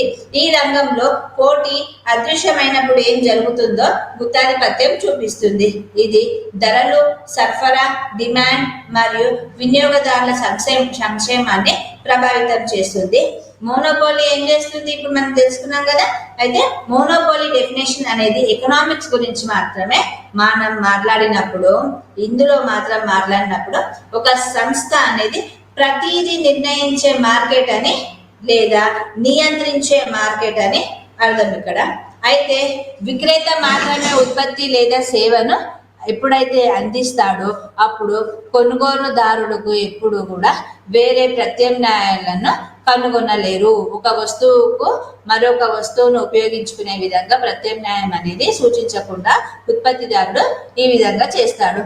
అయితే ఈ విధంగా చేసినప్పుడు ఈ నియంత్రణ కారణంగా విక్రేత ధరను నిర్ణయిస్తాడు. అయితే దీనినే మనము ధర నిర్ణయం అని అంటాము. అయితే ఇది చాలా మంది విక్రేతల నుంచి పోటీ మార్కెట్ల నుంచి చాలా భిన్నంగా ఉంటుంది మరియు ఇక్కడే మనం ధర నిర్ణయిస్తాం. కాబట్టి ఇది సూక్ష్మార్థ శాస్త్రంలో పెద్ద పాత్ర పోషిస్తుంది. ఏం పెద్ద పాత్ర పోషిస్తుంది అంటే మోనోపోలీ అనేది ఇక్కడ సూక్ష్మార్థ శాస్త్రంలో పెద్ద పాత్ర పోషిస్తుంది. అయితే సూక్ష్మ ఆర్థిక శాస్త్రం వ్యక్తిగత మార్కెట్ల నుంచి మరియు వ్యాపారాలను అధ్యయనం చేస్తుంది. కాబట్టి ఈ రంగంలో పోటీ అనేది అదృశ్యమైనప్పుడు అంటే కనిపించినప్పుడు ఏం జరుగుతుంది అంటే ఇది గుత్తాధిపత్యం అనేది చూపిస్తూ ఉంటుంది. ఇది ధరలు, సరఫరా, డిమాండ్ మరియు వినియోగదారుల యొక్క సంక్షేమాన్ని ఎప్పటికప్పుడు ప్రభావితం చేస్తూ ప్రాధాన్యత ఏ విధంగా ఉంది అనేది సూచిస్తూ ఉంటుంది. అయితే మనం గుత్తాధిపత్యం అని చెప్పుకుంటున్నాం కానీ దానికి గల కారణాలు ఏంటో ఇప్పుడు మనం తెలుసుకునే ప్రయత్నం చేద్దాం. అయితే ఇక్కడ గుత్తాధిపత్యం అనేది ప్రమాదవశాత్తు ఉండదు, కొన్ని బలమైన కారణాల వల్ల ఉనికిలోకి వస్తూ ఉంటాయన్నమాట ఇవి మనకు. అయితే కొన్ని కంపెనీలు చాలా పెద్దవిగా లేదా శక్తివంతంగా ఎప్పుడైతే మారతాయో అప్పుడు అవి మార్కెట్ ని నియంత్రణలోకి తీసుకుంటాయన్నమాట. వాళ్ళే ధరను నిర్ణయిస్తారు, వాళ్ళే ఉత్పత్తిని నిర్ణయిస్తారు, వాళ్ళే వినియోగదారుని యొక్క స్థాయిని, అంటే అతడు కొనుగోలు చేసే స్థాయిని కూడా అతనే నిర్ణయిస్తాడు. అప్పుడు గుత్తాధిపత్యానికి కొన్ని సాధారణమైన కారణాలుగా చెప్పుకోవడానికి ముఖ్యంగా ఒకటి ప్రభుత్వ లైసెన్సింగ్. ఏంటి ఇది అంటే ప్రభుత్వం ఒక కంపెనీకి వ్యాపారాన్ని నడిపించే హక్కునిస్తుంది కాబట్టి భారతీయ రైల్వేల మాదిరిగానే ఇక్కడ ప్రభుత్వం చాలా మార్గాల్లో ప్రైవేట్ రైళ్లను నడపడానికి అనుమతించదు. అంటే ఇక్కడ ఏం జరుగుతుంది, గుత్తాధిపత్యానికి కారణాలు ఏంటి అంటే ప్రభుత్వం అనేది లైసెన్స్ ఇస్తుంది ఒక మనిషికి. అప్పుడు తను చేతిలోకి తీసుకున్నప్పుడు తన హక్కులు అనేటివి తన చేతిలోకి వచ్చిన తర్వాత తను ఏ విధంగా ధరను నిర్ణయిస్తాడు, ఏ విధంగా ఉత్పత్తిని చేస్తాడు, ఏ విధంగా వినియోగదారునికి సేవను అందిస్తాడు అనేది మొత్తం ఆ గుత్తాధిపత్యానికి సంబంధించిన అతని చేతిలోనే ఉంటుంది. ధరను అతనే నిర్ణయిస్తాడు, నియంత్రిస్తాడు కూడా అతనే. ముఖ్యంగా ఉదాహరణ చెప్పుకోవడానికి ప్రభుత్వం లైసెన్సింగ్ అన్నాము. అయితే ఇక్కడ ప్రభుత్వం అనేది ఒక కంపెనీ వ్యాపారాన్ని నడిపించే హక్కుని ఇస్తుంది కాబట్టి భారతీయ రైల్వేలు కూడా ఆ విధంగానే ఉన్నాయి కాబట్టి ప్రభుత్వం చాలా మార్గాల్లో ప్రైవేట్ రైళ్లను నడపడానికి అనుమతించదు కాబట్టి ఇది ముఖ్యమైన ఉదాహరణగా మనం చెప్పుకోవచ్చు. ఇంకోటి పేటెంట్ హక్కులు. ఏదైనా ఒక వస్తువును తయారు చేసినప్పుడు ఆ వస్తువు ఇది నాకు సంబంధించింది అనేది మనము ఒక పేటెంట్ హక్కును మనము ప్రభుత్వం ద్వారా తీసుకుంటాము. అయితే ఇక్కడ ఒక కంపెనీ కొత్త ఆవిష్కరణ లేదా ఔషధాన్ని ఎప్పుడైతే సృష్టిస్తుందో ప్రభుత్వం దాన్ని కొన్ని సంవత్సరాల తర్వాత సహజ గుత్తాన్ని విక్రయించడానికి మాత్రమే చట్టపరమైన హక్కునే ఇస్తుంది. దీనిని మనం పేటెంట్ పొందిన ఔషధం లేదా పేటెంట్ పొందిన ఔషధ సంస్థల వంటి సహజ గుత్తాధిపత్యానికి ఉదాహరణగా సూచిస్తుంది. పేటెంట్ అంటే ఒక కొత్త కంపెనీ లేదా ఏదైనా ఒక కంపెనీ కొత్తగా ఏదైనా తయారు చేసినప్పుడు, మందులే కానీ ఇంకా ఏదైనా తయారు చేసినప్పుడు అప్పుడు ప్రభుత్వం దానిని కొన్ని సంవత్సరాలు విక్రయించడానికి మాత్రమే చట్టబద్ధమైన హక్కుని ఇస్తుంది. ఇన్ని సంవత్సరాల వరకు ఈ వస్తువుని మార్కెట్లోకి అందుబాటులోకి తెచ్చి వినియోగదారుడికి సేవలను అందించవచ్చు అనేసి ప్రభుత్వం అతనికి చట్టపరమైన హక్కులను ఇస్తుంది. అయితే ఈ పేటెంట్ పొందిన ఔషధం అంటే మందులు లేదా ఇతర సంస్థలు వాటి సహజ గుత్తాధిపత్యానికి ఒక ఉదాహరణగా చెప్పుకోవచ్చు. ఇది ముఖ్యమైన ఉదాహరణగా మనం గుత్తాధిపత్యానికి చెప్పుకోవచ్చు. అయితే ఇక్కడ ముడి పదార్థాల యజమాన్యం అన్నాము. ఒక కంపెనీ ముడి పదార్థం యొక్క మొత్తం సరఫరాను కనుక కలిగి ఉంటే అది ఇతరులను నిరోధించవచ్చా లేదా అనేది ఒక ఉదాహరణగా. ఇప్పుడు బీర్ ఒకవేళ మనము వజ్రాల సరఫరాలో ఎక్కువ భాగాన్ని నియంత్రించిందా లేదా అధిక ప్రారంభ ఖర్చులు, కొన్ని పరిశ్రమలు ప్రారంభించడానికి చాలా డబ్బు అవసరం కాబట్టి ఇది ఒక అవరోధంగా మారుతుంది. కొత్త కంపెనీలు అనేవి ఇక్కడ ప్రవేశించవు. ఒకవేళ మనం ఎప్పుడైనా వజ్రాల సరఫరా కానీ బంగారం షాప్ అని పెట్టుకోవాలనుకున్నప్పుడు అది ఎక్కువ పెట్టుబడితో మనము కూడుకుంది కాబట్టి చాలా వరకు అక్కడ ఆ యొక్క బిజినెస్ చేయడానికి ఎవరు కూడా మొగ్గు చూపరు. అయితే అంతేకాకుండా దానిలో చాలా మనకు అవలీలగా మనము బిజినెస్ చేయాలి అంటే కనుక అక్కడ మనము చాలా ప్రశ్నలు, చాలా సమస్యలు ఎదుర్కోవాల్సి వస్తుంది. కాబట్టి ఎంతో ఎక్స్పీరియన్స్ ఉంటే కానీ మనం అక్కడికి వెళ్ళలేము, ఆ వజ్రాల వ్యాపారం అనేది చేయలేము. కాబట్టి ఇక్కడ ఇది మనకు ఒక అవరోధంగా మారే అవకాశము వినియోగదారుడికి కానీ ఒకవేళ ఉత్పత్తి చేద్దాం అనుకున్న ఉత్పత్తిదారుడు కానీ ఒక అవరోధంగా ఇది మారే అవకాశం ఉంది. అయితే కొత్త కంపెనీలు ప్రవేశించవు, ఈ బిజినెస్ లో కొత్త కంపెనీలు ప్రవేశించవు కాబట్టి ఇక్కడ భారీ మౌలిక సదుపాయాలు అవసరమయ్యే విద్యుత్ సరఫరాల వ్యాపారాలు వంటివి ఉంటాయి. అయితే సంస్థల సమూహం అనేది ఏ విధంగా ఉంటుంది అంటే ఒకే గుత్తాధిపత్యంకి వీళ్ళు ధర మరియు ఉత్పత్తిని అంగీకరిస్తారు కాబట్టి ప్రపంచ వ్యాప్తంగా చమురు సరఫరాను కూడా మనము నియంత్రించే విధంగా ఒక ఉదాహరణగా చెప్పుకోవచ్చు. అయితే ఈ మోనోపోలీ మార్కెట్ లక్షణాలు ఏ విధంగా ఉంటాయి అని అంటే ఇక్కడ మనం అర్థం చేసుకుంటే గనక సరళమైన చాలా ఈజీగా చెప్పాలంటే కనుక ఈ మోనోపోలీ మార్కెట్ నిర్మాణం అంటే ఒక సంస్థ ఉందని మరియు అది అన్నింటినీ నిర్ణయిస్తుందని నియంత్రిస్తుందని అర్థం. మోనోపోలీ అంటేనే ఒక సంస్థ ఉంటుంది, అది అన్నింటినీ నియంత్రిస్తుంది, కాకుండా నిర్ణయిస్తుంది అని అర్థం. అయితే ఇక్కడ ధర, సరఫరా మరియు మార్కెట్ నియమాలు ఏ విధంగా ఉంటాయి అంటే మనము మోనోపోలీ మార్కెట్లో పరిపూర్ణ పోటీ మార్కెట్లో చాలా భిన్నంగా ఉంటాయి.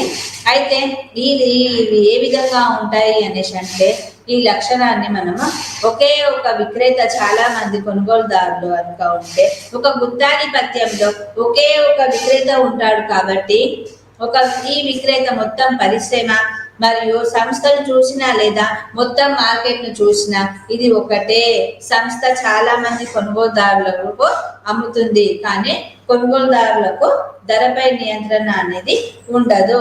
ఉదాహరణకు మనము భారతదేశంలో చాలా మార్గాలకు రైలు ప్రయాణాన్ని విక్రయించేది భారతీయ రైల్వేలు మాత్రమే, కాబట్టి ప్రజలు మరొక కంపెనీని ఎంచుకోలేరు.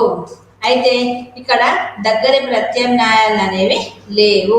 ఎందుకు లేవు అంటే గుత్తాధిపత్య సంస్థ అనేది ఉత్పత్తిని భర్తీ చేయగల ఇతర ఉత్పత్తులు ఏమీ లేవు కాబట్టి మీరు ఉత్పత్తి కోరుకుంటే కనుక మీరు దానిని గుత్తాధిపత్య సంస్థ నుండి కొనుగోలు చేయాలి. ఇతర బ్రాండ్ లేదా వస్తువులు కూడా దగ్గరగా లేదు కాబట్టి ఇది విక్రేతకు అధిక శక్తిని ఇస్తుంది. విమానాలు ఉన్నప్పటికీ రైళ్ల దగ్గర ప్రత్యామ్నాయం కాదు కాబట్టి ముఖ్యంగా చౌక ప్రయాణం అవసరమైన వారికి రైలు అనేది ఒక ముఖ్యమైన మార్గంగా ఎంచుకుంటారు. ధరల తయారీదారుడు ఏ విధంగా ఉంటుంది అనేసి అంటే పోటీలో ఉన్న సంస్థల మాదిరిగా కాకుండా గుత్తాధిపత్యం ధరల తయారీదారుకు ఇది ధరను నిర్ణయిస్తుంది. ఇది మార్కెట్ ధరను అనుసరించదు కాబట్టి దీనిని గుత్తాధిపత్య ధర నిర్ణయ విధానం అని అంటారు. మరెవరు అమ్మడం లేదు కాబట్టి ఇది అధిక ధరను వసూలు చేయవచ్చు మరియు ఇప్పటికీ ఈ అమ్మకాలు అనేటివి చేయవచ్చు.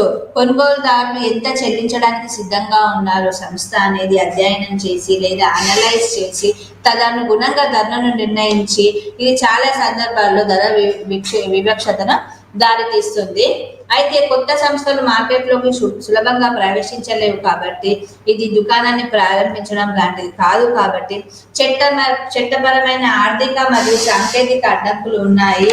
కాబట్టి ఇక్కడ నిజ జీవితంలో అనే గుత్తాధిపత్యానికి ఉదాహరణగా ఈ అడ్డంకులకు మనము చెప్పుకోవచ్చు. అలాగే ఒక సంస్థ నిష్క్రమించాలనుకుంటే కనుక దాని పరిమాణం మరియు ఆస్తుల కారణంగా అది సులభంగా మనం చేయలేము. ఈ ప్రవేశం మరియు నిష్క్రమణ అడ్డంకులు గుత్తాధిపత్యంకి అధికారంలోకి ఉండేలా చూస్తాయి. ఈ గుత్తాధిపత్యం రకాలు ఏ విధంగా ఉంటాయి అనేసి అంటే ఇది మార్కెట్ నిర్ణయం యొక్క వివిధ రూపాలను అర్థం చేసుకోవడానికి ఈ గుత్తాధిపత్య రకాలకు మనకు సహాయపడతాయి. ప్రతి రకం అనేది గుత్తాధిపత్యం వివిధ మార్గాల్లో ఎలా తన ఉనికిని చాటుకుంటుంది మరియు ఎలా తన మనుగడను సాగిస్తుందో ఇక్కడ మనం తెలుసుకోవచ్చు. ఈ విభాగంలో ఉదాహరణకు మనము ఎన్నో రకాల విషయాలను అన్వేషిస్తాము. అవేంటో తెలుసుకుందాం. స్వచ్ఛమైన గుత్తాధిపత్యం మొట్టమొదటిది. స్వచ్ఛమైన గుత్తాధిపత్యం అంటే ఏంటి అంటే ఒక సంస్థ ఒక ఉత్పత్తిని అమ్మినప్పుడు మరియు ప్రత్యామ్నాయాలు అందుబాటులో లేనప్పుడు స్వచ్ఛమైన గుత్తాధిపత్యం అనేది ఉంటుంది. దీన్నే మనం స్వచ్ఛమైన గుత్తాధిపత్యం అంటే ఇక్కడే స్వచ్ఛమైన గుత్తాధిపత్యం అంటేనే మనకి ఇక్కడే తెలిసిపోతుంది. ఒక సంస్థ ఒక ఉత్పత్తిని అమ్మినప్పుడు మరియు ప్రత్యామ్నాయాలు అందుబాటులో లేనప్పుడు అది స్వచ్ఛమైన గుత్తాధిపత్యం కిందకు వస్తుంది. అయితే ఆ సంస్థకు పూర్తి నియంత్రణ ఉంటుంది కాబట్టి ఇది చాలా అరుదు కానీ చాలా శక్తివంతమైనది. ఏంటి? ఆ సంస్థకు పూర్తి నియంత్రణ అనేది తన చేతుల్లో ఉంటుంది కాబట్టి ఇది చాలా అరుదు. కాకపోతే ఏంటి అంటే చాలా శక్తివంతమైనది, బలమైనది. ఒకప్పుడు 90% కంటే ఎక్కువ మంది పీసీ ఆపరేటింగ్ సిస్టంలను నియంత్రించిన మైక్రోసాఫ్ట్ ఒక ఉదాహరణ. 1990లో మరియు 2000 ప్రారంభంలో ఏ ఇతర సంస్థ దాని సాఫ్ట్వేర్తో సరిపోలలేదు. కాబట్టి ఇది స్వచ్ఛమైన గుత్తాధిపత్యానికి ఉదాహరణగా చెప్పుకోవచ్చు. రెండవది చట్టపరమైన గుత్తాధిపత్యం అన్నాము. చట్టపరమైన గుత్తాధిపత్యం అంటే ఏమిటి అంటే ఇక్కడ చట్టం ద్వారా సృష్టించబడింది అనేది, అంటే చట్టం ఇచ్చిన హక్కుల ద్వారానే ఇది ఈ గుత్తాధిపత్యం అనేది సృష్టించబడింది. అయితే ప్రభుత్వం ఒక సంస్థను మాత్రమే పనిచేయడానికి అనుమతిస్తుంది. ఇది ప్రజా ప్రయోజనము, భద్రత లేదా సామర్థ్యం కోసం దీన్ని మనం చేయవచ్చు. పోస్టల్ సేవలు కావచ్చు, దానికి ఉదాహరణగా ప్రజా రవాణా వంటి ప్రభుత్వ నియంత్రిత గుత్తాధిపత్యాలు ఈ రకంలోకి వస్తాయి. లక్ష్యం లాభం సంపాదించడం కాకుండా ప్రజలకు సేవ చేయడం అనేది ఈ చట్టపరమైన గుత్తాధిపత్యానికి ఉదాహరణగా మనం చెప్పుకోవచ్చు. మనం ఇంకొక ఉదాహరణ కూడా చెప్పుకోవచ్చు చట్టపరమైన గుత్తాధిపత్యం అనేసి అంటే ఏంటి అంటే, ఇప్పుడు మన మెట్రో రైలు అన్నమాట, ఎల్ఎన్టీ కంపెనీ వాళ్ళు చేస్తున్నారు కదా, అది వాళ్ళు ప్రభుత్వం వారికి కూడా ఇలాంటి లాభాపేక్ష చూపించకుండా వాళ్ళకి కేవలము తన ప్రజలకు సేవ చేయడానికి మాత్రమే మెట్రో రైళ్లను ప్రభుత్వం తీసుకొచ్చింది. ఇది ఒక ఉదాహరణ. మనం ఎప్పుడైతే చట్టపైన గుత్తాధిపత్యం సృష్టించినప్పుడు ప్రభుత్వం ఒక సంస్థను మాత్రం పనిచేయడానికి అనుమతిస్తుందో ఆ ప్రజా ప్రయోజనాన్ని, భద్రత లేదా సామర్థ్యం కోసం దీన్ని ఎప్పుడైతే వినియోగిస్తామో దానిని చట్టబద్ధమైన గుత్తాధిపత్యం అని అంటాము. మూడవది సాంకేతిక ఏకస్వామ్యం.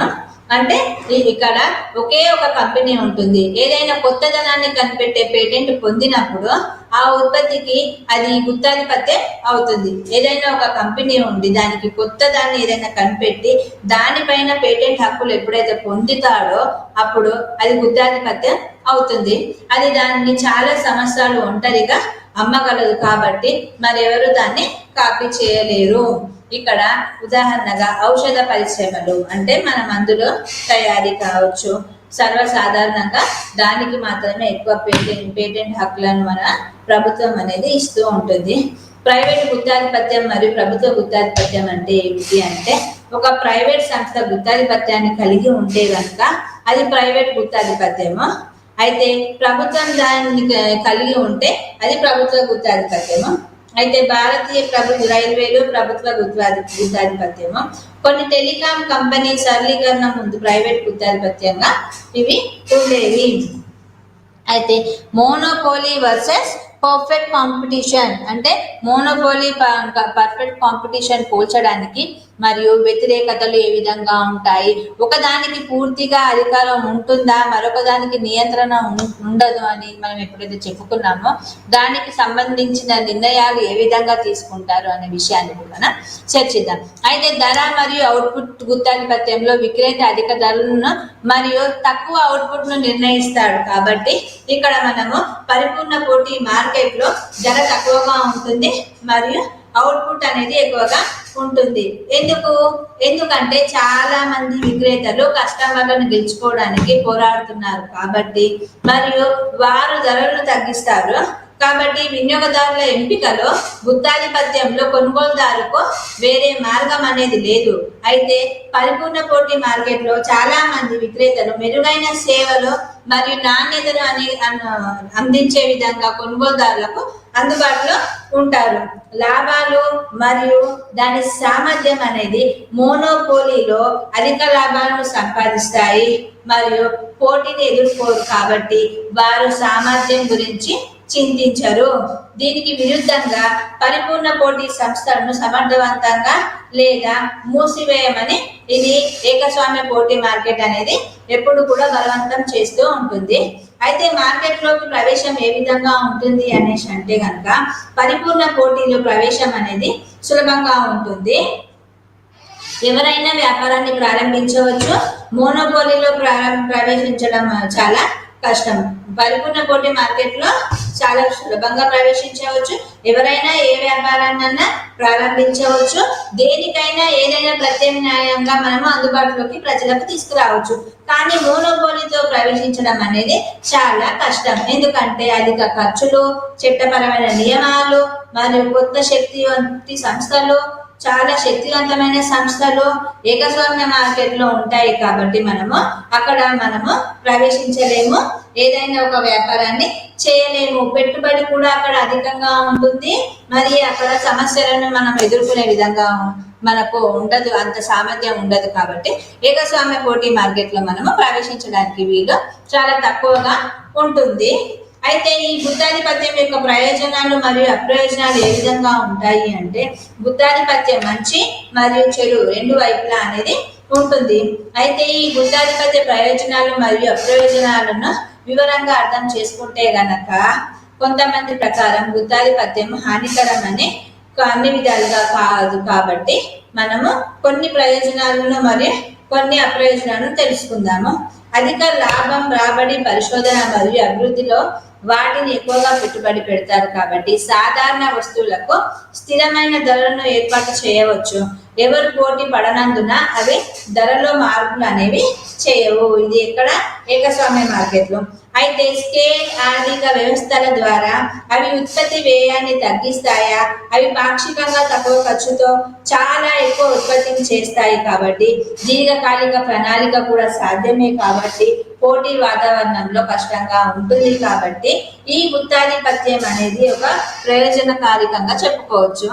అయితే మోనోపోలీ వల్ల కలిగే నష్టాలు ఏమి విధంగా ఉంటాయి, అప్రయోజనం ఏమిటి అంటే గనక ఇక్కడ చాలా సమస్యలు ఉంటాయి. మొట్టమొదటగా ఏంటి అవి అంటే, కస్టమర్లకు వేరే మార్గం లేనందున వారు అధిక ధరను వసూలు చేస్తారు.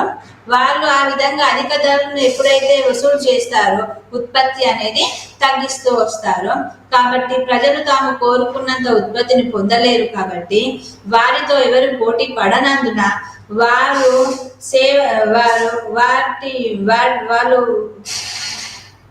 వాళ్ళు ఉత్పత్తి చేసే ఉత్పత్తి యొక్క వస్తువు యొక్క నాణ్యత అనేది వాళ్ళు తగ్గిస్తారు. మరియు ప్రత్యర్థుల నుంచి ఒత్తిడిని అనుభవించినందున వారు కొత్త ఆవిష్కరణలన్నిటి చేయరు. కొన్నిసార్లు కొత్త సంస్థలను నిరోధించడం లేదా చట్టాలను మార్చడం వంటి వారి అధికారాన్ని కూడా దుర్వినియోగం చేస్తారు. ఇక్కడ ఏమవుతుంది అంటే, నాణ్యత అనేది తక్కువగా ఉంటుంది. ప్రత్యర్థుల నుంచి ఒత్తిడి అనేది రెండు వైపుల నుంచి మనకు వేరే సంస్థ వచ్చి మనకు పోటీగా నిలబడుతుంది అనేది ఉండదు. కాబట్టి ఇక్కడ కొత్తగా అనేది ఆవిష్కరణ ఉండదు. ఏదైతే మనం మొట్టమొదటిగా చేస్తున్నామో దానిపైన మన బిజినెస్ అనేది రన్ అవుతూ ఉంటుంది. కానీ కొత్త ఆవిష్కరణలు అనేవి ఇక్కడ పుట్టవు. కొన్నిసార్లు ఏమవుతుంది అంటే, ఈ సంస్థలను ఒకవేళ ఏదైనా కొత్తది మన ప్రత్యామ్నాయంగా వస్తూ ఎవరైనా మార్కెట్లోకి పోటీగా తీసుకొస్తే కనుక వాటిని నిరోధించడానికి వాళ్ళు చట్టాలను మార్చడం వంటి అధికారాన్ని కూడా తన చేతిలోకి తీసుకొని చట్టాన్ని దుర్వినియోగం కూడా ఇక్కడ చేసే అవకాశం ఏకస్వామ్య పోటీ మార్కెట్లో ఎక్కువగా ఉంటుంది. అయితే ఒక సాధారణ ఆందోళన ఏంటంటే, గూగుల్ గుత్తాధిపత్యమే తీసుకుందాం మనం ఎగ్జాంపుల్గా.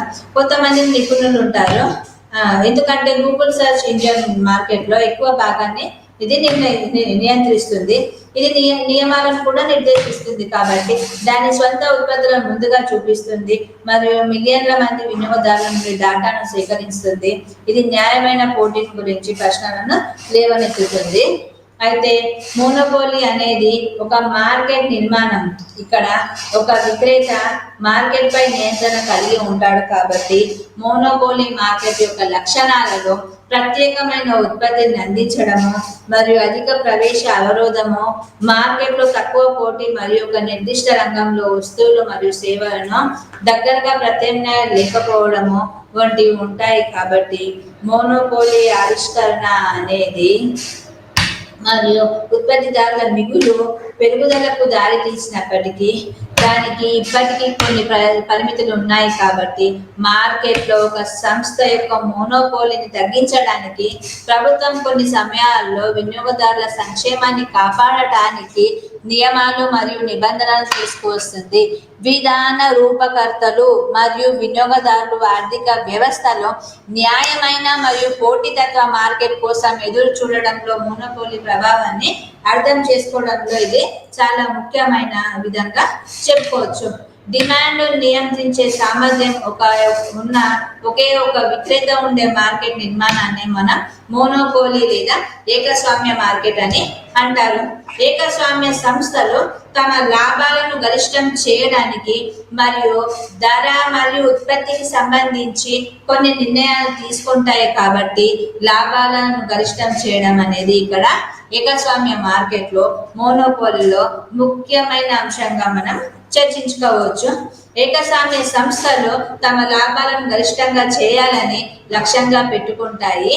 కాబట్టి ఇక్కడ సాధారణ మార్కెట్ లక్ష్యము అధిక లాభాలు పొందడానికి సంస్థ ఉత్పత్తిని తగ్గించి ధరలను అనేది పెంచుతూ ఉంటుంది. ధర మరియు ఉత్పత్తి నిర్ణయం ఏ విధంగా ఉంటుంది అంటే ఒక ఏకస్వామ్య సంస్థ ధర మరియు ఉత్పత్తి పరిమాణం రెండింటిని ఒకేసారి నియంత్రించలేదు. ఒక ఏకస్వామ్య సంస్థ ఏం చేస్తుంది అంటే ధరను మరియు ఉత్పత్తిని దాని పరిమాణాన్ని రెండింటిని ఒకేసారి నియంత్రించలేదు. కాబట్టి ఏదో ఒక దానిని మాత్రమే ఇది నిర్ణయించగలదు. అంటే చేస్తే ధరనైనా నిర్ణయం చేయాలి లేదా ఉత్పత్తినైనా నిర్ణయం చేయాలి, కానీ ఒకేసారి రెండింటిని నియంత్రణ మరియు నిర్ణయం అనేది తీసుకోలేదు. ధర నిర్ణత అనేది ఏ విధంగా ఉంటుంది ఏకస్వామ్య పోటీ మార్కెట్లో అంటే అపారమైన శక్తి ఇక్కడ ఎలా ఉంటుంది అంటే ఇది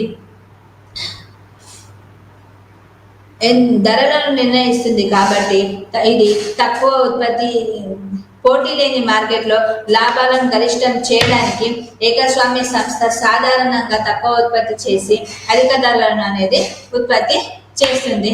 డిమాండ్ మరియు రాబడి ఏకస్వామ్య మార్కెట్లో ఏ విధంగా ఉంటుంది అంటే డిమాండ్ వక్రరేఖ కిందికి వాలి ఉంటుంది. కాబట్టి సంస్థ ఉత్పత్తి పెంచినప్పుడల్లా ధరను కూడా తగ్గించవలసి ఉంటుంది.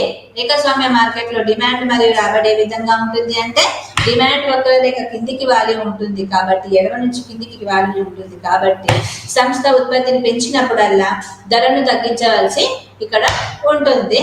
సగటు రాబడి అంటే యావరేజ్ రెవెన్యూ ఏ విధంగా ఉంటుంది ఏకస్వామ్య మార్కెట్లో అంటే డిమాండ్ వక్రరేఖ సగటు రాబడి వక్రరేఖకు సమానంగా ఉంటుంది. ఏ విధంగా ఉంటుంది సగటు రాబడి రేఖ?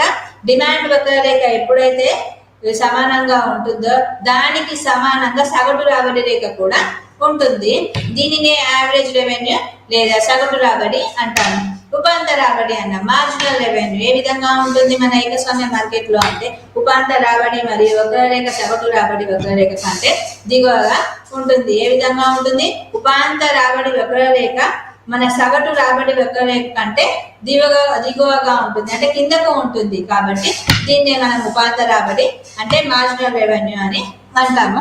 సమతుల్య ఉత్పత్తి ఈక్వలిబ్రియం అవుట్పుట్ అంటే ఏ విధంగా ఉంటుంది అంటే ఏకస్వామ్య మార్కెట్ లో సంస్థ తన లాభాలను గరిష్టం చేసే సమతుల్యము ఉత్పత్తి స్థాయిని ఈ నియమం ఆధారంగా నిర్ణయిస్తుంది.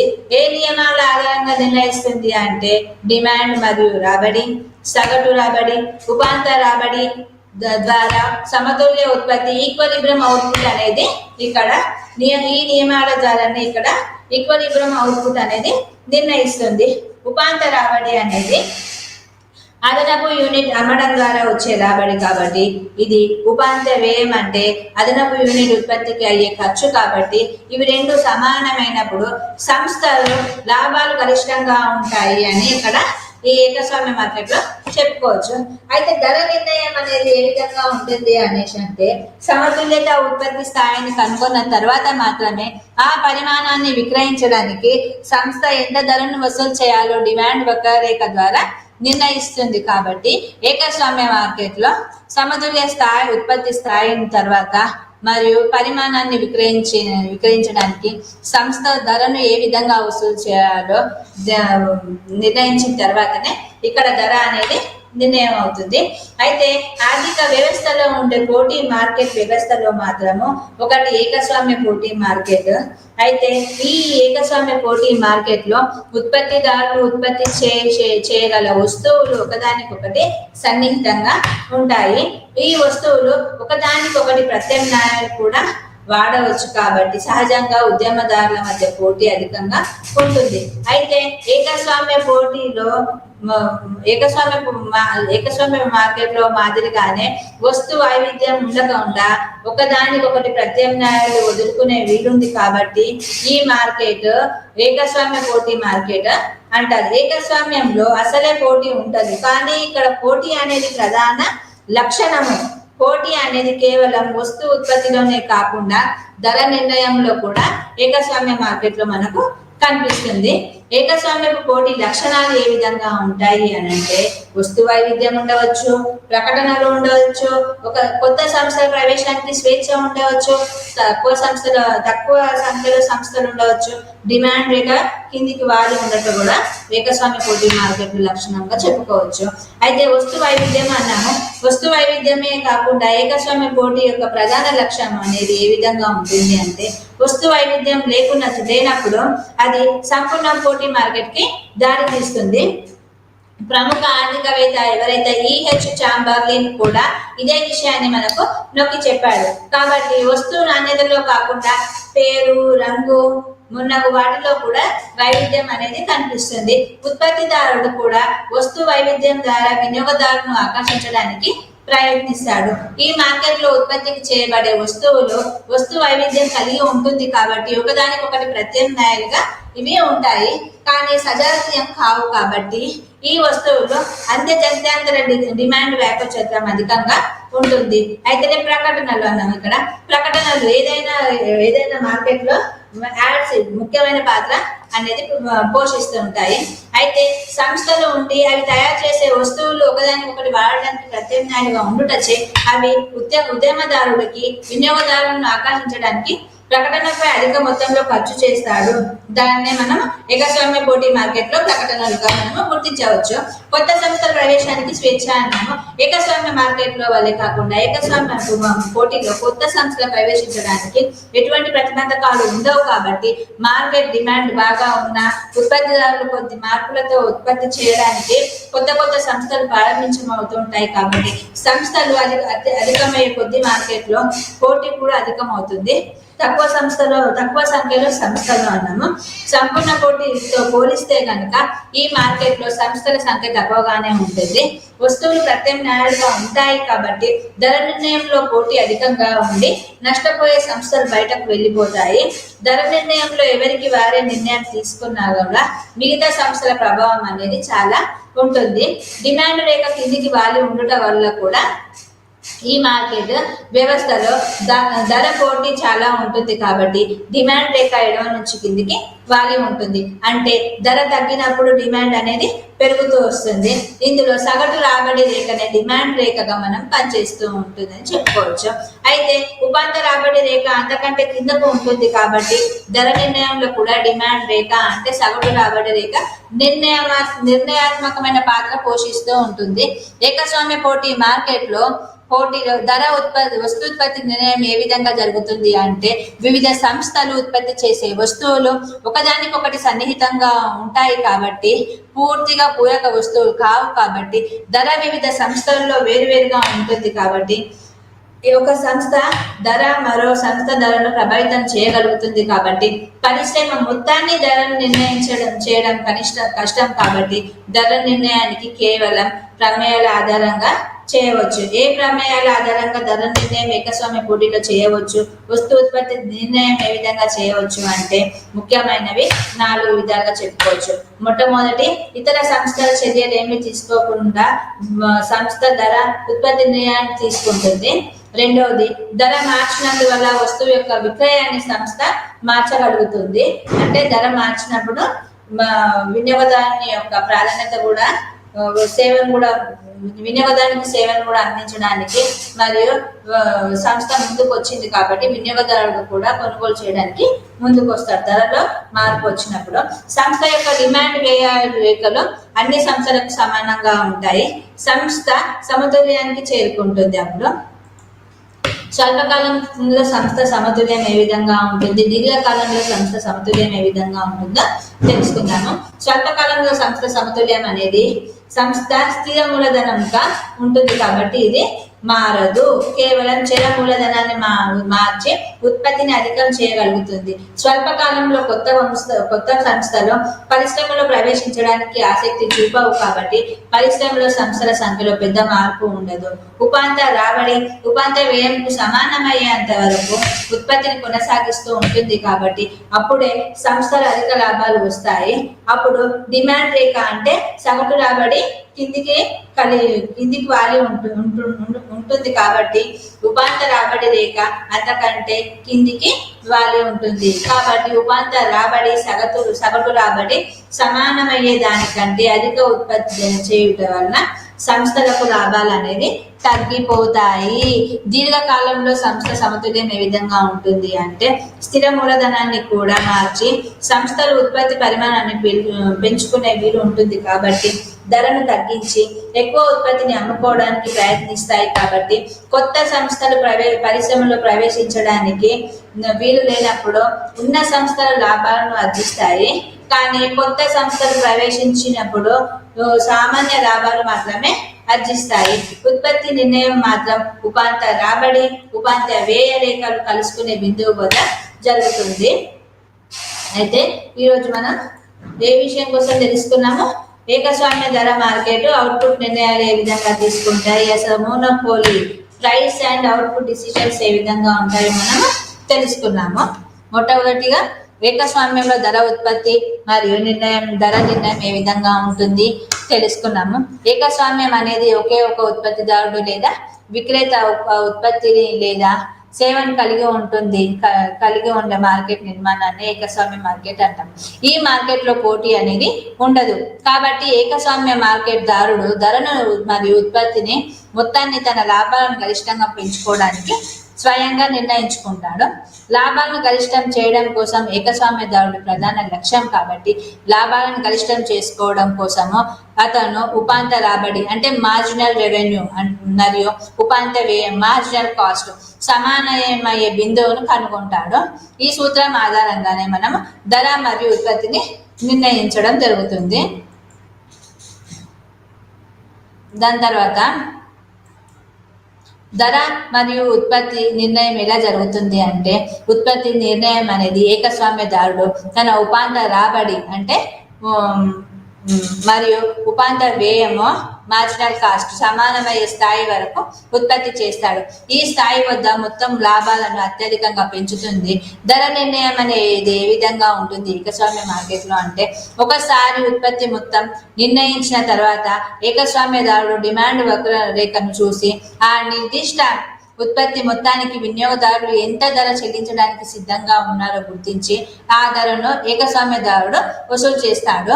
పోటీ మార్కెట్ తో పోలిస్తే గనుక ఈ సంపూర్ణ పోటీ మార్కెట్ లో ధర ఉపాంత వ్యయానికి సమానంగా ఉంటుంది. కానీ ఏకస్వామ్యంలో ఎప్పుడు కూడా ధర ఉపాంత వ్యయం కంటే ఎక్కువగా ఉంటుంది. ఫలితంగా ఏకస్వామ్య మార్కెట్ లో ఉత్పత్తి అనేది తక్కువగా ధర ఎక్కువగా ఉంటుంది. స్వల్పకాలిక మరియు దీర్ఘకాలిక నిర్ణయాలు ఏ విధంగా ఉంటాయి అంటే దీర్ఘకాలంలో కనుక చూసుకుంటే ఏకస్వామ్య సంస్థలు అత్యధిక లాభాలను ఆర్జించగలవు కాబట్టి కొత్త సంస్థలు మార్కెట్లోకి ప్రవేశించకుండా అడ్డంకులు ఉంటాయి కాబట్టి పోటీ వల్ల లాభాలు తగ్గవు. స్వల్పకాలంలో ఏ విధంగా ఉంటాయి అంటే ఏకస్వామ్య సంస్థ సూపర్ నార్మల్ లాభాలకు అత్యధిక లాభాల కోసం ఇది చూస్తుంది కాబట్టి కనిష్ట నష్టాలను కూడా పొందే అవకాశం ఉంది. కాబట్టి ఇక్కడ ఈ మార్కెట్లో ఇది మార్కెట్ డిమాండ్ వ్యయాలపై ఆధారపడి ఉంటుంది. ఏకస్వామ్య మార్కెట్లో ఒకే ఒక విక్రేత ఉండటం వల్ల అతనికి ధర మరియు ఉత్పత్తిపై పూర్తి నియంత్రణ ఉంటుంది. తన లాభాలను పెంచుకోవడానికి ఉత్పత్తి రాబడి తగ్గించుకోవడానికి ఉత్పత్తి వ్యయానికి సమానమయ్యేంత వరకు ఉత్పత్తి చేసిన డిమాండ్ వక్రరేఖ ఆధారంగా అధిక ధరను నిర్ణయిస్తాడు. కాబట్టి దీనివల్ల వినియోగదారుడు అధిక లాభాలను మరియు అధిక ధరలను తక్కువ ఉత్పత్తిని లభిస్తూ ఉంటాయి. కాబట్టి ఈ గుత్తాధిపత్యం అనేది మార్కెట్ నిర్ణయం మరియు ధర నిర్ణయం చర్చిస్తుంది. కాబట్టి గుత్తాధిపత్యం అనేది ఒక సంస్థ ద్వారా వర్గీకరించబడుతుంది.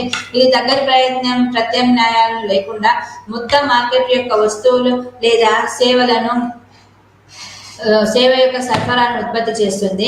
ఏకైక ప్రొవైడర్ గా ఈ గుత్తాధిపత్య సంస్థ మార్కెట్ శక్తిని కలిగి ఉంటుంది. కాబట్టి ఇది కిందికి వాలి ఉంటుంది. డిమాండ్ రేఖను ఎప్పుడు కూడా ఎదుర్కొంటుంది.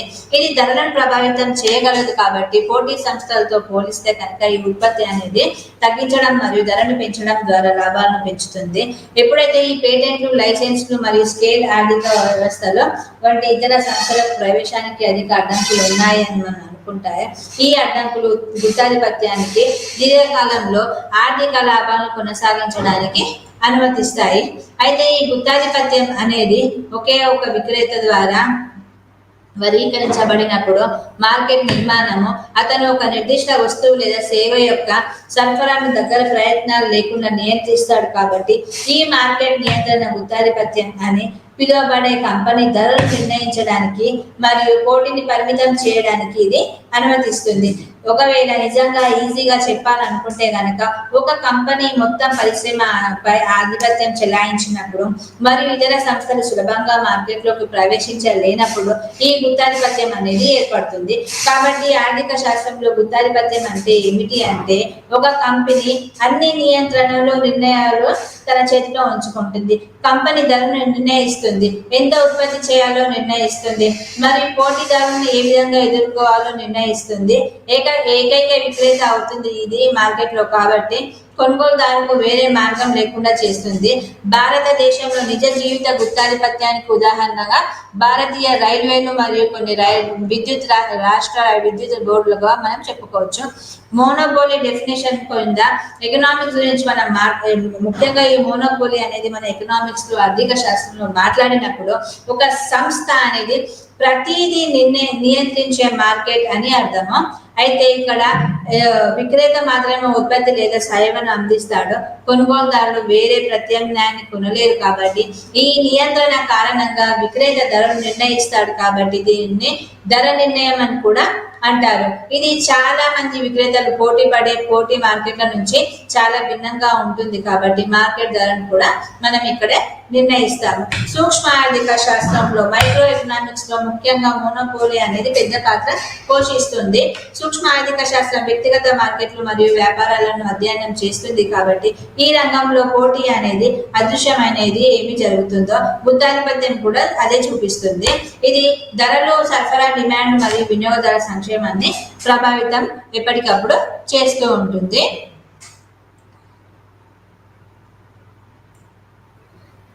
గుత్తాధిపత్యానికి కారణాలు ఏమిటి అంటే ఇవి కొన్ని బలమైన కారణాల వల్ల ఇది ఉనికిలోకి వస్తుంది.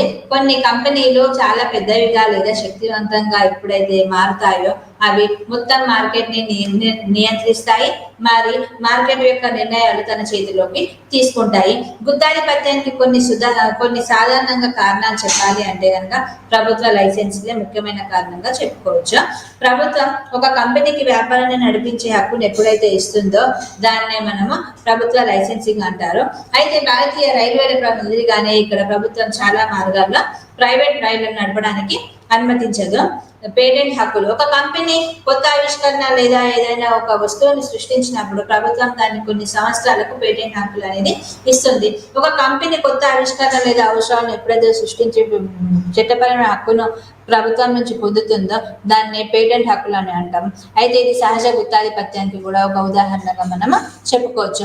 ముడి పదార్థాల యాజమాన్యం కూడా ఒక గుత్తాధిపత్యానికి ఉదాహరణగా చెప్పుకోవచ్చు. ఒక కంపెనీ ముడి పదార్థం యొక్క మొత్తం సరఫరాను కలిగి ఉంటే కనుక అది ఇతరులను నిరోధించవచ్చు. ఉదాహరణకు వజ్రాల వ్యాపారం చేస్తే కనుక అది ఒకరే మాత్రమే మార్కెట్లో చేయగలరు, ఇంకొకరు చేయడానికి సామర్థ్యం అనేది ఉండదు. అయితే ఈ మోనోపోలీ మార్కెట్ లక్షణాలు ఏ విధంగా ఉంటాయి అంటే మోనోపోలీ మార్కెట్ లక్షణాలను అర్థం చేసుకోవడానికి అది ఎలా పనిచేస్తుంది అని మనకు తెలుసుకోవాలంటే మనం సింపుల్ మాటల్లో చెప్పుకోవాలనుకుంటే కనుక ఇది ధర, సరఫరా మరియు మార్కెట్ నియమాల కింద ఆధారపడి ఉంటుంది ఈ మోనోపోలీ అనేది. ఈ కింద జాబితాల ప్రకారం మనము ఈ మోనోపోలీ మార్కెట్ లక్షణాలను తెలుసుకుంటాము. ఒకే ఒక విక్రేత చాలా మంది కొనుగోలు ఉంటారు.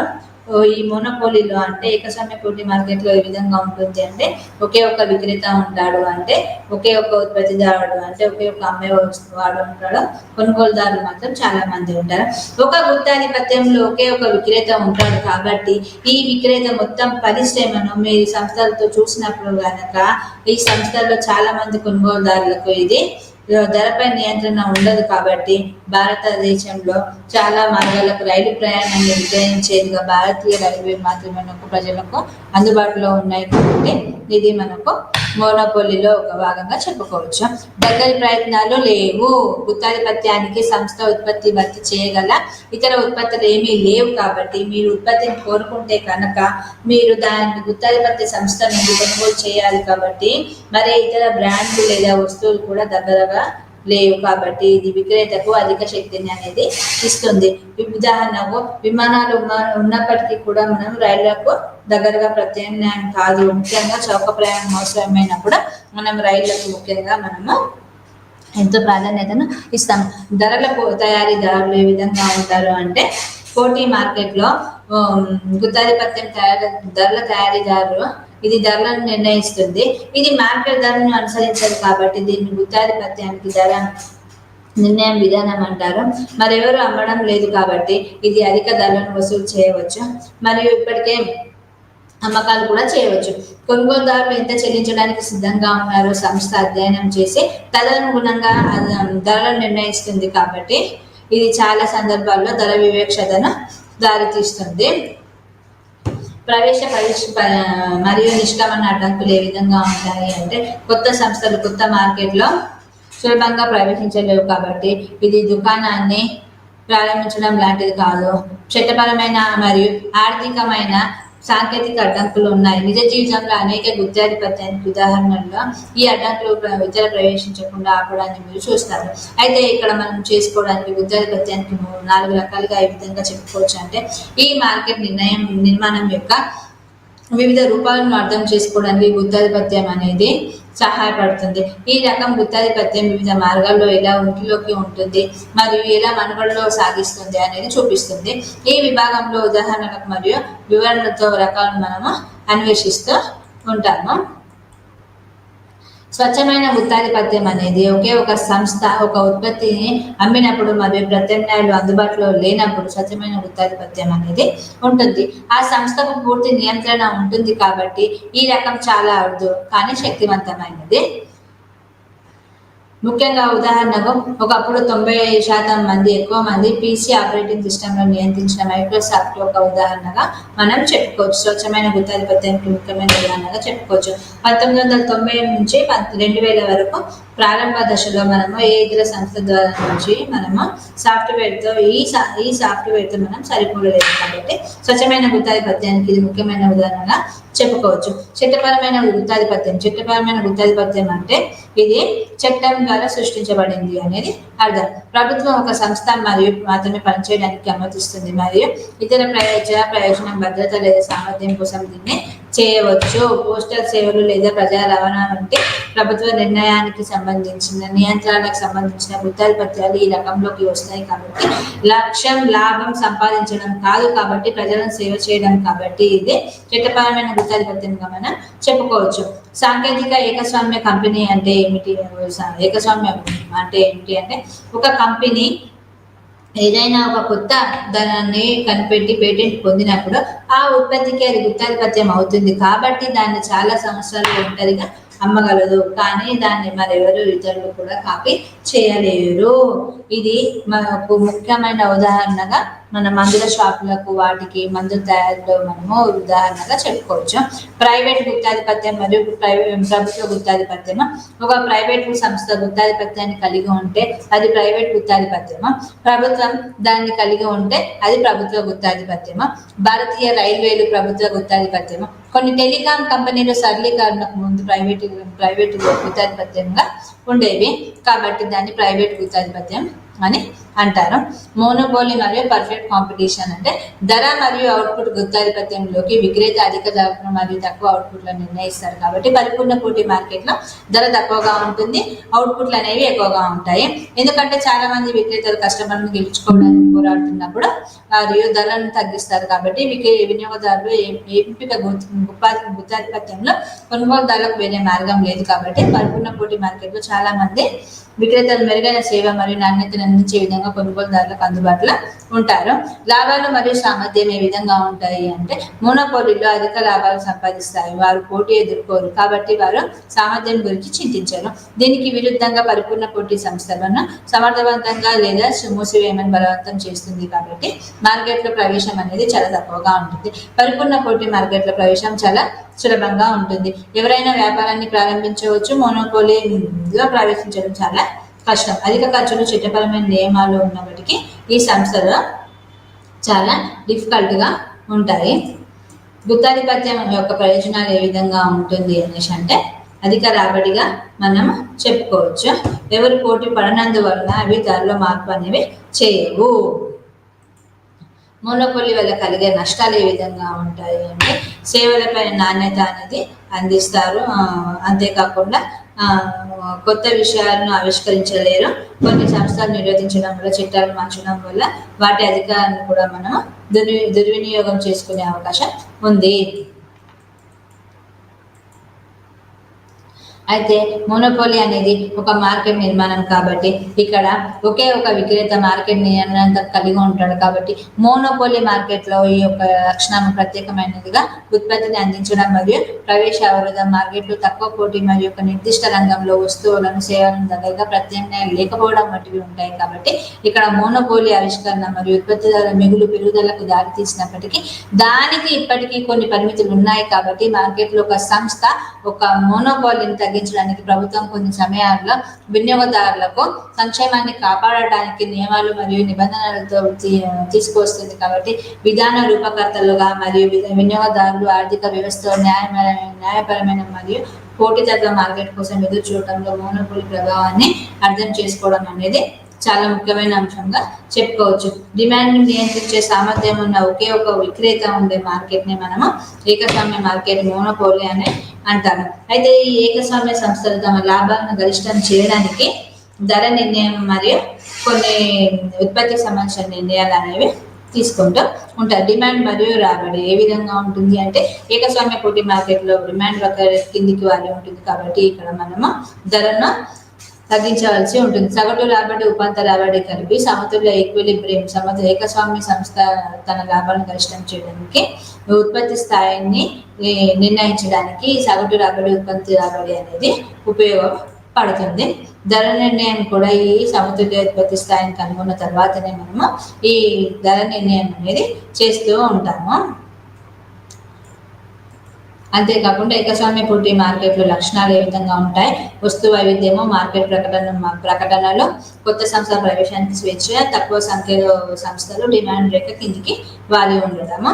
ఏకస్వామ్య పోటీ మార్కెట్లో ధర వస్తుత్పత్తి నిర్ణయం ఏ విధంగా ఉంటుంది అంటే ఇతర సంస్థ చర్యలు ఏమి తీసుకున్నట్ల భావించి సంస్థ ధర ఉత్పత్తి నిర్ణయాలు తీసుకుంటుంది. ధర మార్చినందువల్ల వస్తువు యొక్క విక్రయాన్ని సంస్థ మార్చగలుగుతుంది. సంస్థ యొక్క డిమాండ్ వ్యయ రేఖలు అన్నింటి సంస్థలకు సమానంగా ఉంటుంది. సంస్థ సమతుల్యానికి ఇది చేరుకుంటుంది. స్వల్పకాలంలో మరియు దీర్ఘకాలంలో ఉపాంత రాబడి, ఉపాంత వ్యయానికి సమానమయ్యే వరకు ఇది ఉత్పత్తి అనేది పెంచుతుంది. Thank you.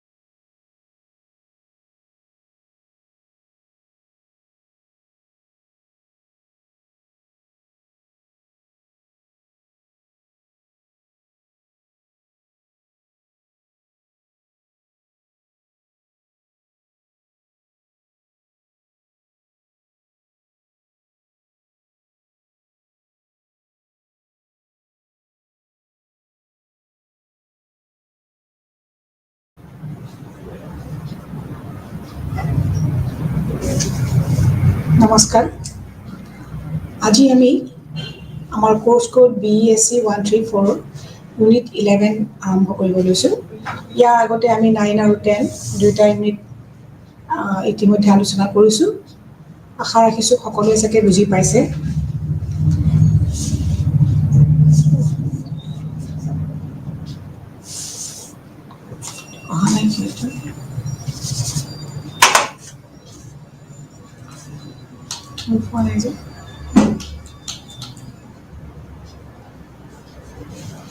Slide to move on.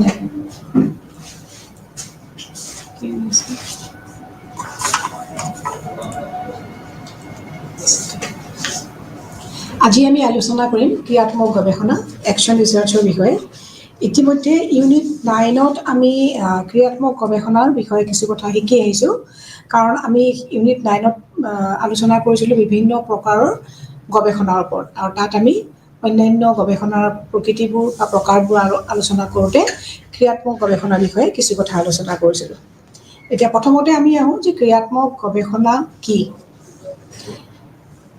ক্ৰিয়াত্মক গৱেষণা হ'ল এক প্ৰণালীবদ্ধ অনুসন্ধানৰ দ্বাৰা শিক্ষকসকলৰ শৈক্ষিক কাৰ্যদক্ষতা উন্নত কৰিব বিচৰা গৱেষণা এইখিনিতে কৈ থোৱা ভাল যদিও আমি জানো যে ক্ৰিয়াত্মক গৱেষণা শিক্ষকসকলে সাধাৰণতে কৰে শিক্ষা সম্পৰ্কীয় নানা ধৰণৰ সমস্যাবোৰ সমাধান কৰাৰ বাবে শ্ৰেণীকক্ষত তেওঁলোকে নিৰীক্ষণ কৰা নানা সমস্যা যিবোৰ থাকে ষ্টুডেণ্টৰ ব্যৱহাৰৰ লগত তেওঁলোকৰ শিক্ষণ প্ৰক্ৰিয়াৰ ওপৰত বা তেওঁলোকে কিমান দূৰ আয়ত্ত কৰিব পাৰিছে তেওঁলোকৰ শিকণ প্ৰক্ৰিয়াৰ ওপৰত এইবোৰৰ ওপৰত বেছ কৰি শিক্ষকে নানা ধৰণৰ গৱেষণাৰ বিষয়বস্তু নিৰ্বাচন কৰি লয় আৰু সেই হিচাপে তেওঁলোকে ক্ৰিয়াত্মক গৱেষণা আৰম্ভ কৰে কিন্তু ক্ৰিয়াত্মক গৱেষণা বুলি ক'লে যে কেৱল শিক্ষকসকলেই গৱেষণা কৰে এনে নহয় ইয়াৰ লগতে কি হয় যে শিক্ষকৰ লগতে অন্যান্য ক্ষেত্ৰৰ ব্যক্তিসকলেও বিভিন্ন ফেক্টৰীৰ লগত জড়িত বিভিন্ন প্ৰশাসকসকল এডমিনিষ্ট্ৰেটৰসকল বা যিসকলে মেনেজমেণ্ট কৰে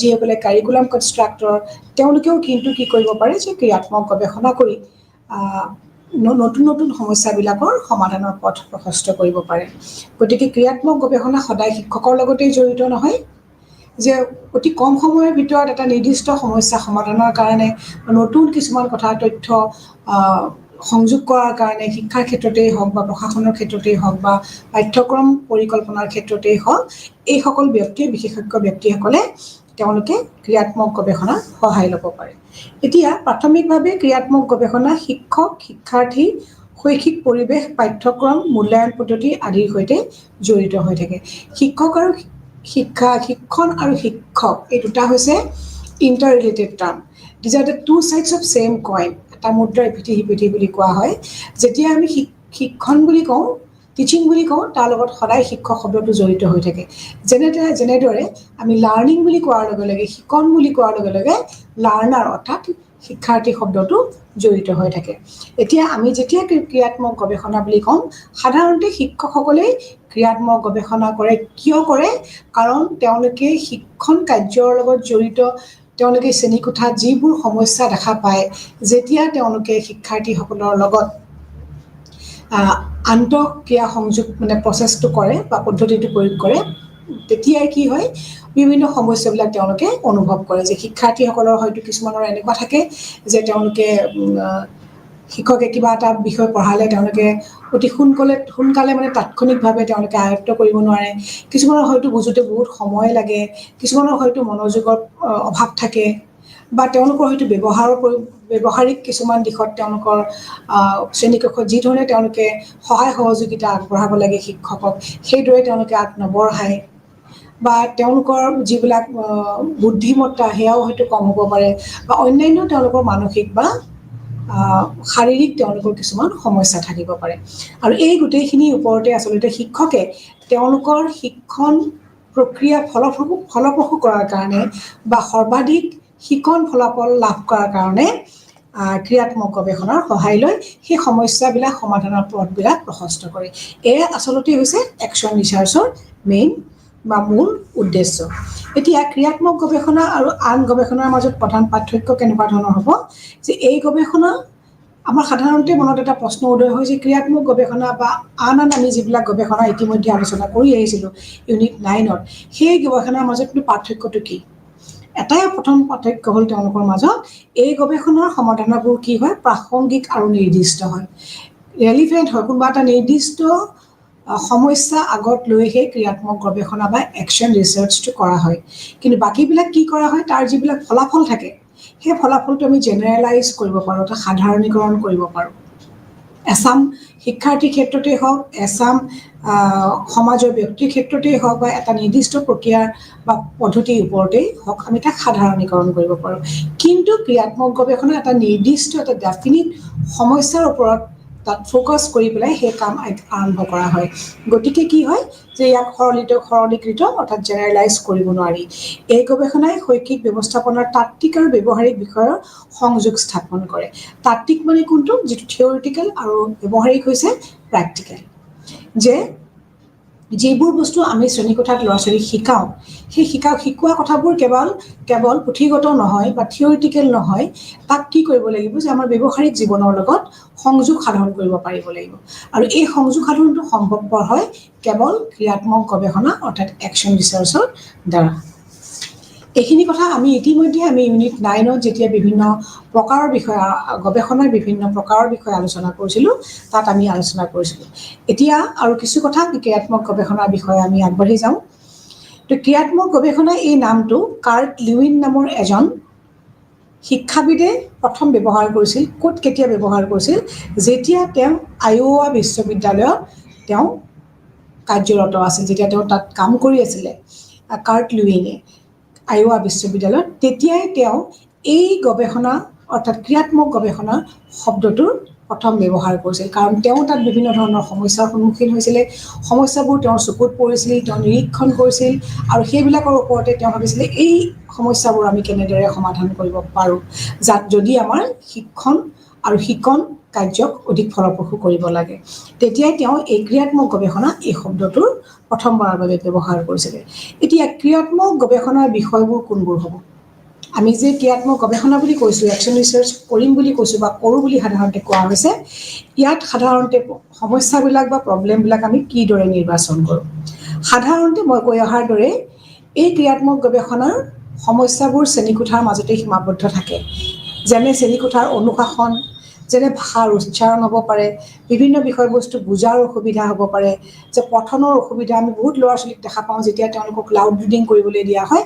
তেওঁলোকে শব্দবোৰ শুদ্ধ উচ্চাৰণ কৰি তেওঁলোকে পঢ়িব নোৱাৰে বা এটা ফ্ল'ত তেওঁলোকে পঢ়িব নোৱাৰে বা তেওঁলোকে খৰতকীয়াভাৱেও পঢ়িব নোৱাৰে এটা শব্দ বা এটা বাক্য পঢ়োঁতে তেওঁলোকক বহুত সময়ৰ প্ৰয়োজন হয় তেওঁলোকে ঘেহাই লাহে লাহে পঢ়ে স্পেলিং কৰি তেওঁলোকে পঢ়িব নাজানে যুক্তাক্ষৰবোৰ তেওঁলোকে নাজানে যাৰ ফলত তেওঁলোকৰ কি হয় যে এটা সেন্টেন্স পঢ়োঁতে যেতিয়া তেওঁলোকক বহুত সময়ৰ প্ৰয়োজন হয় গতিকে প্ৰতিটো শব্দ অৰ্থ বোধগম্য কৰাটো তেওঁলোকৰ বাবে অসুবিধা হয় গতিকে গোটেই চেপ্টাৰটো যেতিয়া পঢ়িব লাগিব এটা দীঘল চেপ্টাৰ তেওঁলোকে পঢ়িবলগীয়া হ'ব তেতিয়া কি হয় যে বহুত সময়ৰ প্ৰয়োজন হয় এটা শব্দ পঢ়োঁতে যিহেতু তেওঁলোকৰ বহুত সময় লাগে এটা শব্দৰ যিহেতু তেওঁলোকে অৰ্থবোৰ নিজে উলিয়াই ল'ব নোৱাৰে গতিকে এটা বাক্যৰ অৰ্থ বুজাটো তেওঁলোকৰ কাৰণে বৰ কঠিন হয় গতিকে এটা পেৰাগ্ৰাফ বুজাটোৰ কথা আমি ভাবিবই নোৱাৰোঁ সেইবাবে তেওঁলোকৰ কি হয় যে পৰীক্ষাৰ যিটো পৰীক্ষাৰ ফলাফলো ভাল নহয় বা শিক্ষকে যেতিয়া শ্ৰেণীত পঢ়াই থাকে তেতিয়া তেওঁলোকে তাক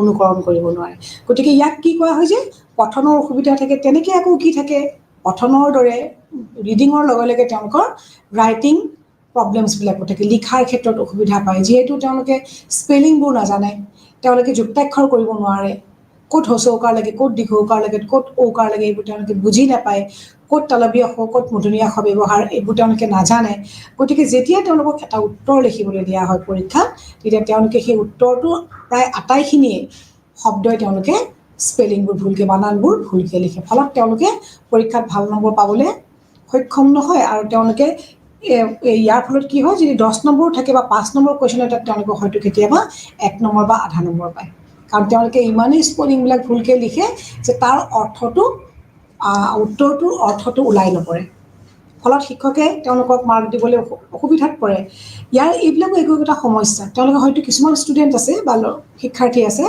যিসকলে খুব সুন্দৰকৈ বুজি পায় শিক্ষকে যেতিয়া পঢ়ায় তেতিয়া তেওঁলোকে বুজি পায় কিন্তু যেতিয়া তেওঁলোকক লিখিবলৈ দিয়া হয় তেওঁলোকৰ ৰাইটিং ডিজেবিলিটিৰ কাৰণে তেওঁলোকে কি কৰে আনসাৰবোৰ সুন্দৰকৈ লিখিব নোৱাৰে আৰু পৰীক্ষাত আমি সাধাৰণতে কি চাওঁ এজন ছাত্ৰ বা ছাত্ৰীয়ে কিমান পঢ়িছে কেইঘণ্টা ঘৰত পঢ়িছে সেইটো ডাঙৰ কথা নহয় তেওঁলোকে 3 ঘণ্টা সময়ৰ ভিতৰত কিমান সুন্দৰকৈ উত্তৰবোৰ শুদ্ধভাৱে লিখিব পাৰিছে সেইটোহে তেওঁলোকৰ আচলতে দক্ষতা হয় আৰু এই দক্ষতা কেতিয়া হ'ব যেতিয়া তেওঁলোকৰ লিখাৰ মানে স্পীডটো বা গতিটো তেওঁলোকৰ বৃদ্ধি পাব তেওঁলোকে নিজে সুন্দৰকৈ শব্দবিলাক মানে ফ্ৰেম কৰি পেলাই সুন্দৰকৈ সজাই পৰাই লিখিব পাৰিব শিক্ষকৰ কথাখিনি বুজি নিজৰ ভাষাত লিখিব পাৰিব নিজৰ মনৰ ভাৱ প্ৰকাশ কৰিব পাৰিব তেতিয়াহে তেওঁলোকৰ ৰাইটিং স্কিলটো ডেভেলপ হ'ব গতিকে এইবিলাক সমস্যা সাধাৰণতে শিক্ষকসকলে শ্ৰেণীকক্ষত দেখিবলৈ পায় এই আটাইবোৰ ক্ৰিয়াত্মক গৱেষণাৰ সেইকাৰণে পৰিসৰৰ অন্তৰ্ভুক্ত হয় এই যিবোৰ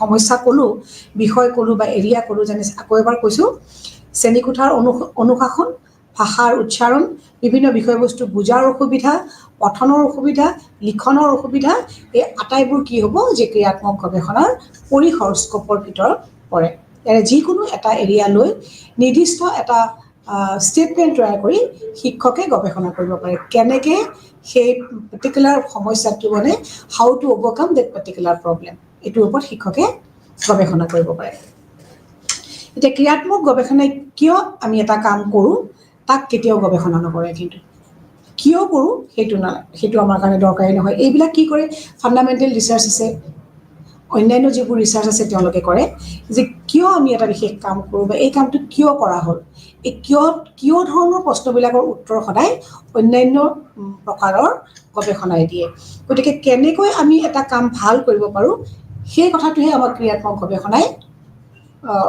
সহায় কৰে এনেকুৱা ধৰণৰ উত্তৰবিলাক দিয়াতহে আমাক ক্ৰিয়াত্মক গৱেষণাই সহায় কৰিব পাৰে যেনেকৈ এজন ল'ৰাই লিখাত বেয়া তেওঁ পঢ়াত বেয়া কেনেকৈ তেওঁক পঢ়াত ভাল কৰিব পাৰি মানে পঠন ক্ৰিয়া তেওঁক উন্নত কৰিব পাৰি কিদৰে তেওঁলোকৰ লিখন ক্ৰিয়া উন্নত কৰিব পাৰি সেই ধৰণৰ প্ৰশ্নবিলাকৰ উত্তৰ বা সেই ধৰণৰ সমস্যাবিলাকৰ সমাধানহে আমাক ক্ৰিয়াত্মক গৱেষণাই দিয়ে যে কিয় ল'ৰাজনে বেয়াকৈ পঢ়িছে কিয় ল'ৰাজনে লিখিব নোৱাৰে তাৰ কাৰণ উদ্ঘাটন কৰাই ক্ৰিয়াত্মক গৱেষণাৰ কাম নহয় এটা সমস্যাৰ শুদ্ধ সমাধান দিয়াটোৱে হৈছে ক্ৰিয়াত্মক গৱেষণাৰ মেইন উদ্দেশ্য এতিয়া আমি আগবাঢ়িছোঁ ক্ৰিয়াত্মক গৱেষণা হ'ল ইয়াত মই বুলেট পইণ্টত দি থোৱা আছে যে ক্ৰিয়াত্মক গৱেষণা কাক বোলে এবাৰ এই বুলেট পইণ্টখিনি চাই লওঁ যে ক্ৰিয়াত্মক গৱেষণা হ'ল শৈক্ষিক অনুশীলনৰ বিকাশৰ বাবে প্ৰয়োগ কৰা এক পদ্ধতি শিক্ষাগত অৰ্হতা বৃদ্ধিৰ কাৰণেহে আমি সাধাৰণতে ক্ৰিয়াত্মক গৱেষণা কৰোঁ ইয়াক কাৰ্ট লেউইন নামৰ এজন সমাজ মনোবিজ্ঞানীয়ে 1940 চনত প্ৰথম আৰম্ভ কৰিছিল যে অলপ আগতে মই কৈছিলোঁ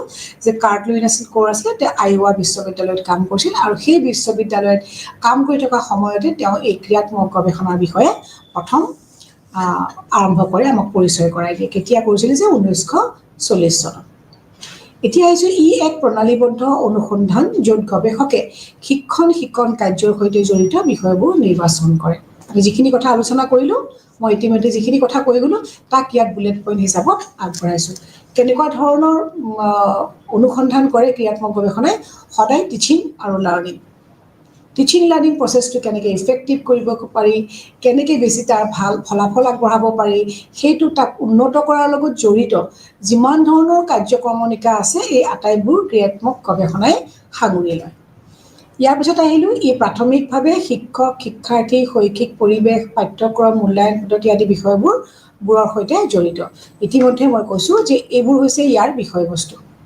শিক্ষকৰ লগত জড়িত হ'ব পাৰে শিক্ষাৰ্থীৰ লগতো হ'ব পাৰে শ্ৰেণীকোঠাৰ পৰিৱেশো হ'ব পাৰে কাৰিকুলামো হ'ব পাৰে বা মূল্যায়ন যিটো প্ৰক্ৰিয়া ইভালুৱেশ্যন প্ৰচিডিঅ'ৰ সেইটোতো কিবা আখোৱা আছে নেকি তাক কিবা উন্নত কৰিব পাৰে নেকি আৰু কিছুমান আছে আমাৰ যিটো কওঁ যে ফৰ্মেটিভ এণ্ড ছামেটিভ ইভালুৱেশ্যন সেই ধৰণৰ ইভালুৱেশ্যনবিলাকৰো কিবা উন্নতি কৰিব পাৰি নেকি মানে ফৰ্মেটিভ বা ছামেটিভ ইভালুৱেশ্যন কৰাৰ যিবোৰ আমি কুৱেশ্যন আমি ফ'ল' কৰোঁ বা যিটো পেটাৰ্ণ আমি ফ'ল' কৰি পেটাৰ্ণবিলাক কিবা আকৌ চেঞ্জ কৰি সংশোধন কৰি কিবা উন্নত কৰিব পাৰি নেকি এনেকুৱা গোটেই কথাবিলাকৰ ওপৰত ক্ৰিয়াত্মক গৱেষণাই আলোচনা কৰে বা ৰিচাৰ্চ কৰে ই শিক্ষকৰ ব্যক্তিগত কাৰ্যকলাপ আৰু দক্ষতাৰ ওপৰত বিশ্লেষণ আৰু পৰ্যবেক্ষণ কৰাত সহায় কৰে যে এতিয়া কথা হ'ল যে শিক্ষকৰ যিটো প্ৰফেচনেলিজিম তেওঁৰ যিটো বৃত্তি যিটো ভকেশ্যন এজ এ টিচাৰ, সেই টিচিং প্ৰফেশ্যনটো আৰু কিবা উন্নত কৰিব পাৰি নেকি? যেনেকৈ আমি সাধাৰণতে দেখা পাওঁ যে আমাৰ যিটো ট্ৰেডিশ্যনেল ক্লাছৰুম এনভাইৰনমেণ্ট, তাত আমি কি কৰোঁ যে চক, ডাষ্টাৰ, ব্লেকবোৰ্ড, কিছুমান গ্লোব, চাৰ্ট, মডেল, এনেকুৱা কিছুমানৰ বস্তুৰ সহায়তে শিক্ষকে এক পৰম্পৰাগতভাৱে শিক্ষণ কাৰ্য সম্পাদন কৰি আহে। এতিয়া কথা হ'ল, যদি আমি এতিয়া ডিজিটেল যুগৰ লগত আমাৰ শিক্ষাৰ্থীসকলক পৰিচয় কৰি দিবলগীয়া হয়, যদি আমি স্মাৰ্ট ক্লাছৰ প্ৰভিজন আমাৰ স্কুলবিলাকত কৰা, স্কুলবিলাকৰ সামৰ্থ্য থাকে, বা যিবিলাক ডিজিটেল প্লেটফৰ্মত যদি ল'ৰা ছোৱালীক শিকোৱাৰ আমি ব্যৱস্থা কৰিব পাৰোঁ, যেনেকৈ গুগলত আমি শিকাব পাৰোঁ, আমি প্ৰজেক্টৰ ইউজ কৰিব পাৰোঁ, যেনেকৈ আমি স্মাৰ্ট ক্লাছৰুম এপ লৈ পেলাই আমি ল'ৰা ছোৱালীক এছাইনমেণ্টছবিলাক কৰিব দিব পাৰোঁ, ইণ্টাৰনেল যিবিলাক এছাইনমেণ্টছ থাকে সেইবিলাক আমি গুগল ক্লাছৰুমত কৰিব পাৰোঁ, কেতিয়াবা আমি অনলাইন ক্লাছৰুম কৰিও এডিশ্যনেল ক্লাছ কিছুমান কৰিব পাৰোঁ। এইবিলাক কাম কৰিবলৈ হ'লে শিক্ষকৰ কি থাকিব লাগিব, যে কম্পিউটাৰ প্ৰফিচিয়েঞ্চি থাকিব লাগিব।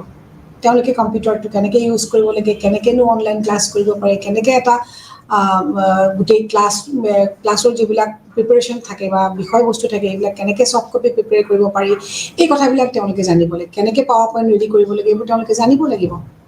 ইয়াৰ কাৰণে কি হ'ল যে তেওঁলোকৰ ব্যক্তিগত উন্নয়নৰ কাৰণে, টু এনহেঞ্চ দেয়াৰ প্ৰফেশ্যনেল কম্পিটেঞ্চি, শিক্ষকসকলে কিবা নতুনকৈ কাৰ্য কিবা প্ৰণালী হাতত ল'ব পাৰে নেকি? তেওঁলোকে যিবিলাক শ্ৰেণীকক্ষত সমস্যা দেখা পাই আহিছে, সেই সমস্যাবিলাক সমাধান কৰাৰ কিবা নতুন পথ ল'ব পাৰে নেকি? শিক্ষণ প্ৰক্ৰিয়াবিলাক আৰু উন্নত কৰিব পৰা যায় নেকি? ক্লাছৰুম ট্ৰানজেকশ্যন প্ৰচিডিউৰবিলাক, কেৰিকুলাম ট্ৰানজেকশ্যন প্ৰচিডিউৰ্ছবিলাক নতুন ৰূপত সজাব পৰা যায় নেকি, যাতে ই ষ্টুডেণ্টক অধিক মনোগ্ৰাহী হয় ষ্টুডেণ্টৰ কাৰণে, তেওঁলোকৰ মানে কি কয় এইটো, তেওঁলোকৰ এটেনশ্যন যিটো, তেওঁলোকৰ এটেনশ্যনটো আমি ছাষ্টেইন কৰি ৰাখিব পাৰোঁ, বহু সময় তেওঁলোকৰ মনোযোগ ধৰি ৰাখিব পৰা যায়, বা তেওঁলোকক মটিভেট কৰিব পৰা যায়, তেওঁলোকৰ কিউৰিঅচিটি তেওঁলোকক জাগ্ৰত কৰিব পৰা যায়, তেওঁলোকৰ অনুসন্ধিৎসুতা বৃদ্ধি কৰিব পৰা যায়। এইবোৰ যদি নাথাকে তেতিয়া কেতিয়াও এটা ক্লাছৰুমৰ এনভাইৰনমেণ্ট পজিটিভ বুলি আমি ক'ব নোৱাৰোঁ, আৰু কেতিয়াও আমি টিচিং লাৰ্ণিং ইফেক্টিভ হ'ব বুলি, outcome of teaching learning effective হ'ব বুলি আমি আশা কৰিব নোৱাৰোঁ। গতিকে এই ধৰণৰ সমস্যাবিলাক আমি যদি সমাধানৰ পথ বিচাৰোঁ, তেতিয়াহ'লে শিক্ষকৰ যদি তাৰমানে প্ৰফেশ্যনেল যিটো তেওঁলোকৰ কম্পিটেঞ্চি, তাক এনহেঞ্চ কৰিবলৈ হ'লে we must take help of action research. এইকেইটা কথাই আমি ইতিমধ্যে আলোচনা কৰিলোঁ। এতিয়া আগবাঢ়িছোঁ আমি ক্ৰিয়াত্মক গৱেষণাৰ বৈশিষ্ট্যবিলাক কি কি, কেৰেক্টাৰিষ্টিক্স অফ একশ্যন ৰিচাৰ্চ। ইয়াত বৰ্গিয়া এণ্ড স্কালাৰ, তেওঁলোক দুজন এডুকেশ্যনিষ্ট, 1996ত তেওঁলোকে ক্ৰিয়াত্মক গৱেষণাৰ কিছুমান বৈশিষ্ট্য তেওঁলোকে উলিয়াইছিলে, আৰু বিভিন্নজনে বিভিন্ন সময়ত বেলেগ বেলেগ ধৰণে তেওঁলোকৰ নিজৰ এক্সপিৰিয়েঞ্চ, অভিজ্ঞতাৰ ভিত্তিত তেওঁলোকে কেৰেক্টাৰিষ্টিক্সবিলাক সজাই গৈছে। কিন্তু ইয়াতে আমি কি কৰিম যে বৰ্গিয়া আৰু স্কালাৰে যিকেইটা 5টা তেওঁলোকে এটা চাইকেল এটা দিছিলে, সেই চাইকেলটোক কি বুলি কোৱা হয়, যে তেওঁলোকে তাত 5টা বৈশিষ্ট্য সাঙুৰি তেওঁলোকে এটা চাইকেল তৈয়াৰ কৰিছিলে। এই বৰ্গিয়া আৰু স্কালাৰে আগবঢ়োৱা বৈশিষ্ট্যবোৰ আমি প্ৰথমতে আলোচনা কৰিলোঁ। সেই 5টা ষ্টেপ হ'ল কি, দায়বদ্ধতা, যাক কমিটমেণ্ট বুলি কোৱা হয়, সহযোগিতা, কলাবৰেশ্যন, উদ্বেগ, কনচাৰ্ণ, বিবেচনা, কনচিডাৰেশ্যন, আৰু পৰিৱৰ্তন, চেঞ্জ। এই 5টা মিলি তেওঁলোকে কৈছিল যে চাইক্লিক ৱে, এটা চক্ৰকাৰ গতিত তাৰমানে এই বৈশিষ্ট্যকেইটা ইটোৰ লগত সিটোৰ সংযোগ সাধন হয়, আৰু এই 5টা বৈশিষ্ট্য অৰ্থাৎ এই 5টা ষ্টেপ বাদ দি পেলাই কেতিয়াও একশ্যন ৰিচাৰ্চ সম্পূৰ্ণ নহয়। যেতিয়া এজন গৱেষকে ক্ৰিয়াত্মক গৱেষণাৰ সহায়ত তেওঁ এটা গৱেষণা কাৰ্য কৰিবলৈ আগবাঢ়ি যায়, তেতিয়াহ'লে he or she must be very aware about these 5 characteristics of action research. প্ৰথমতে আমি এইকেইটা আগতে আলোচনা কৰি লৈছোঁ। এতিয়া দায়বদ্ধতা মানে কি, কমিটমেণ্ট। যিজন মানুহে ক্ৰিয়াত্মক গৱেষণা কৰিবলৈ আগবাঢ়ে, তেওঁৰ প্ৰথম কাম হ'ব কি, যে বিষয় নিৰ্বাচন কৰা, অৰ্থাৎ সমস্যাটো নিৰ্বাচন কৰা, কিহৰ ওপৰত তেওঁ গৱেষণা কৰিব, সেই কথাটো তেওঁ আগতে থিৰাং কৰি ল'ব লাগিব। অৰ্থাৎ গোটেই ৰিচাৰ্চ সময়ছোৱা, তাৰমানে গৱেষণাৰ কালছোৱা তেওঁৰ নিজৰ টপিকটোৰ ওপৰত, অৰ্থাৎ নিজৰ সমস্যাটোৰ ওপৰত তেওঁৰ দায়বদ্ধতা থাকিব। দায়বদ্ধতা কি, যে কিমান সুচাৰুভাৱে যিবোৰ ক্ৰিয়াত্মক গৱেষণাৰ নীতি নিয়ম, তাৰ মাজত তেওঁ সীমাবদ্ধ হৈ কিদৰে তেওঁৰ সমস্যাটো সমাধানৰ দিশলৈ আগবঢ়াই লৈ যায় ইয়াৰ কাৰণে তেওঁৰ কমিটমেণ্টটো হ'ব প্ৰথম গতিকে এজন গৱেষক শিক্ষকে কি কৰিব লাগিব নিজৰ গৱেষণা বিষয়ৰ ওপৰত সদায় দায়বদ্ধ হ'ব লাগিব এই ক্ৰিয়াত্মক গৱেষণাত প্ৰথম বৈশিষ্ট্য বুলি সেইকাৰণে কোৱা হয় প্ৰথম কাম হ'ল বিষয় নিৰ্বাচন আৰু সেই বিষয় বা সমস্যাটোৰ ওপৰত তেওঁৰ কমিটমেণ্ট ই সময়ৰ ওপৰত কেন্দ্ৰীভূত হৈ থাকে আচলতে অংশগ্ৰহণকাৰীসকলে ইজনে সিজনক চিনি পাব লাগিব অৰ্থাৎ তেওঁ শিক্ষকজনে যদি গৱেষণা কৰিব বিচাৰিছে তেতিয়াহ'লে শিক্ষক গৱেষকজনে কাৰ ওপৰত গৱেষণা কৰিব শিক্ষাৰ্থীৰ ওপৰত গৱেষণা কৰিব কাৰিকুলামৰ ওপৰত কৰিব তাৰ কাৰণে তেওঁ কাৰ সহায় ল'ব তেওঁৰ স্কুলৰ কৰ্তৃপক্ষৰ সহায় ল'ব শিক্ষকৰ স্কুলখনৰ লগত সহযোগিতা আগবঢ়োৱা অন্যান্য ফেকাল্টিসকলৰ লগত সহযোগ ল'ব নে কৰ্মচাৰীবৃন্দৰ লগত সহযোগ কৰিব কাৰ লগত কৰিব এই গোটেই মানুহখিনিৰ লগত সহযোগিতা যদি তেওঁ বিচাৰে তাৰ বাবে কিন্তু তেওঁ প্ৰথমতে এইটো তেওঁৰ কমিটমেণ্ট বা দায়বদ্ধতা থাকিব লাগিব যে এই মানুহখিনিৰ লগত তেওঁ সদায় সম্পৰ্ক ৰক্ষা কৰিব এতিয়া অংশগ্ৰহণকাৰীসকলে ইজনে সিজনক চিনি পাবলৈ আৰু বিশ্বাস কৰিবলৈ অনুশীলন নিৰীক্ষণ কৰিবলৈ নতুন পদ্ধতি চেষ্টা কৰিবলৈ আৰু ফলাফলবোৰ নথিভুক্ত কৰিবলৈ প্ৰতিফলিত কৰিবলৈ আৰু ব্যাখ্যা কৰিবলৈ তেওঁলোকক সময়ৰ প্ৰয়োজন হ'ব গতিকে নিৰ্দিষ্ট সময় এটাৰ ভিতৰত সময়সীমাটো থাকিবই সেই সময়সীমাৰ ভিতৰত এই বিভিন্ন ব্যক্তিসকলৰ মাজত সহায় সহযোগ তেওঁলোকৰ নিৰীক্ষণ তেওঁলোকৰ কাৰ্যক্ৰমণিকা এই গোটেইবিলাক কাম কৰাৰ প্ৰতি কিন্তু এই যে নিৰ্দিষ্ট যিজন গৱেষক তেওঁ কিন্তু সদায় দায়বদ্ধ হৈ থাকিব লাগিব এইটো হৈছে প্ৰথম বৈশিষ্ট্য দ্বিতীয়তে আহিলোঁ আমি সহযোগিতা মানে কি এটা ৰিচাৰ্চ যেতিয়া মানুহে কৰিবলৈ আগবাঢ়ে কেতিয়া এজন মানুহে অকলে ৰিচাৰ্চৰ কামটো কৰি শেষ কৰিব নোৱাৰে অৱশ্যে ৰিচাৰ্চৰ কামখিনি তেওঁ অকলে কৰিব কিন্তু তেওঁ আনৰ সহায় সহযোগিতাৰ প্ৰয়োজন হয় যেনেকৈ যেতিয়া আমি ল'ৰা ছোৱালীৰ ওপৰত যদি তেওঁলোকৰ ব্যৱহাৰৰ ওপৰত বা তেওঁলোকে পঠন অসুবিধাৰ ওপৰত যদি আমি ৰিচাৰ্চ কৰিব বিচাৰিছোঁ আমি একশ্যন ৰিচাৰ্চ কৰিবলৈ লৈছোঁ আমাৰ সহায় সহযোগিতাটো কোনে কৰিব সেই শিক্ষাৰ্থীসকল যাৰ আমি পঠন সমস্যা বা লিখন সমস্যা দেখা পাইছোঁ গতিকে তাৰ লগত জড়িত অন্যান্য সহায়কসকল হ'ব কোন তেওঁলোকৰ শিক্ষকসকল তেওঁলোকে কি সমস্যা সমাধান তেওঁলোকৰ কি সমস্যা দেখা পাইছে তেওঁলোকৰ পঠনৰ ক্ষেত্ৰত বা লিখনৰ তেওঁলোকৰো আমি সহায় সহযোগিতা ল'ব লাগিব তাৰপাছত আমি কেতিয়া সহায় সহযোগিতা কাৰ পৰা ল'ব পাৰোঁ সেই শিক্ষাৰ্থীসকলটো থাকিলেই শিক্ষকসকলটো থাকিলেই লগতে আমি কাৰ সহায় সহযোগ ল'ম তেওঁলোকৰ গাৰ্জেণ্টৰ অৰ্থাৎ পেৰেণ্টছক আমি ইণ্টাৰভিউ ল'ব পাৰোঁ তেওঁলোকৰ আমি কুৱেশ্যনাৰ দি তেওঁলোকৰ পৰা আমি ডাটা কালেক্ট কৰিব পাৰোঁ তেওঁলোকৰ সহযোগ আমাক লাগিবই গতিকে সহযোগিতা হ'ল ক্ৰিয়াত্মক গৱেষণাৰ দ্বিতীয় বৈশিষ্ট্য তেওঁলোকৰ মতে বৰ্গীয় আৰু স্কালাৰৰ মতে যে কলাবৰেশ্যন বুলি ইয়াক কোৱা হয় ইংৰাজীত যে ক্ৰিয়াত্মক গৱেষণাত প্ৰতিজন ব্যক্তিয়ে অৰিহণা যোগায় আৰু প্ৰতিজন ব্যক্তিৰ নিজস্ব স্থিতি থাকে এই যে লাৰ্ণাৰসকল এই যে পেৰেণ্টছ ইয়াৰ টিচাৰ এই গৱেষক প্ৰত্যেকৰে কিন্তু নিজৰ নিজৰ একোটা ৰোল আছে ইয়াত অৰ্থাৎ অংশগ্ৰহণকাৰীসকলৰ মাজত ক্ষমতাৰ সম্পৰ্ক সমান ইয়াতে শিক্ষাৰ্থীসকল বা চেম্পল বুলি আমি যাক কওঁ যাৰ ওপৰত আমি কৰিম তেওঁলোকক আমি চেম্পল বুলিয়ে ধৰি লৈছোঁ তেওঁলোকৰ গুৰুত্ব যিমান শিক্ষকসকল যিয়ে আমাক এই ক্ষেত্ৰত সহায় কৰিব শিক্ষাৰ্থীসকলৰ বিষয়ে অধিক তথ্য সংগ্ৰহ কৰাত আমাক সহায় কৰিব তেওঁ আগৰ ক্লাছত পূৰ্ব ক্লাছত তেওঁ কেনেকুৱা ফলাফল দেখুৱাইছিল তেওঁ কি সমস্যা সন্মুখীন হৈছিলে শিক্ষকসকলে তেওঁলোকক লিখনৰ ক্ষেত্ৰত বা পঠনৰ ক্ষেত্ৰত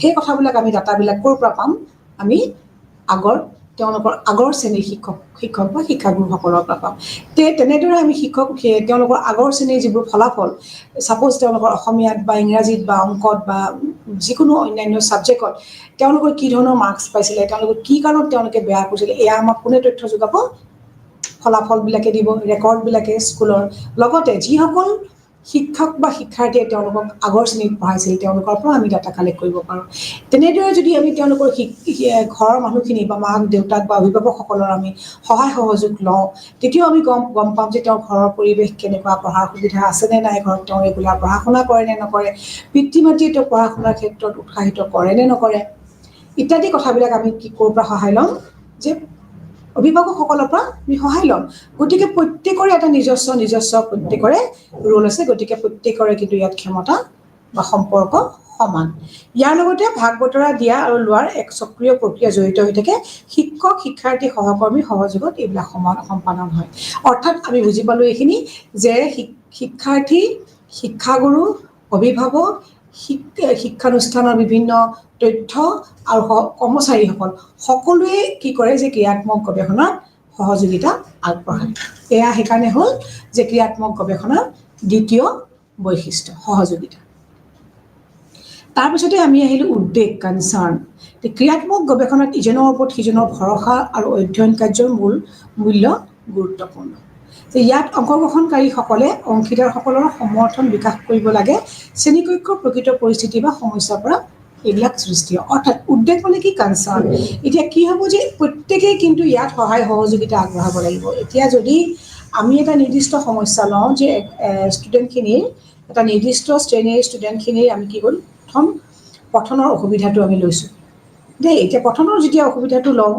সেই ক্ষেত্ৰত আমি কেনেকৈ কামখিনি কৰিব পাৰিম অকল সমস্যাটো নিৰ্বাচন কৰিলেই নহ'ব গৱেষকে তাক আগবঢ়াই নিবলৈ হ'লে তাত কি লাগিব সমৰ্থন লাগিব কাৰ সমৰ্থন লাগিব কাৰ কনচাৰ্ন লাগিব শিক্ষাৰ্থীৰ কনচাৰ্ন লাগিব তেওঁলোকে যদি তাত সহযোগ নকৰে তেতিয়াহ'লে কিন্তু কেতিয়াও গৱেষণা কাৰ্য সফল নহ'ব তেনেদৰে শিক্ষাগুৰুসকলে অন্যান্য শিক্ষাগুৰুসকলে বা যিখিনি টপিকটোৰ লগত বা সমস্যাটোৰ লগত ই আগতে নিৰ্বাচিত হ'ব গতিকে তাৰ লগত জড়িত যিখিনি ব্যক্তি থাকিব বা যিখিনি তথ্য বা যিবিলাক মূল বস্তু থাকিব সেই বস্তুখিনি যদি সহায় সহযোগ আমি নাপাওঁ তেতিয়াহ'লে আমি কিন্তু গৱেষণা কাৰ্য আগবঢ়াই নিব নোৱাৰোঁ গতিকে দুয়ো পক্ষৰ সহায় সহযোগ গৱেষকটো সদায় ইচ্ছাকৃত তেওঁৰ ইচ্ছা থাকিবই যে মই সমস্যাটো কেনেকৈ সমাধান কৰোঁ যাৰ পৰা সমাধান কৰিব বিচাৰিছে সেই ফালৰ পৰাও সেইটো পক্ষৰ পৰাও কিন্তু সমানেই তেওঁলোকৰ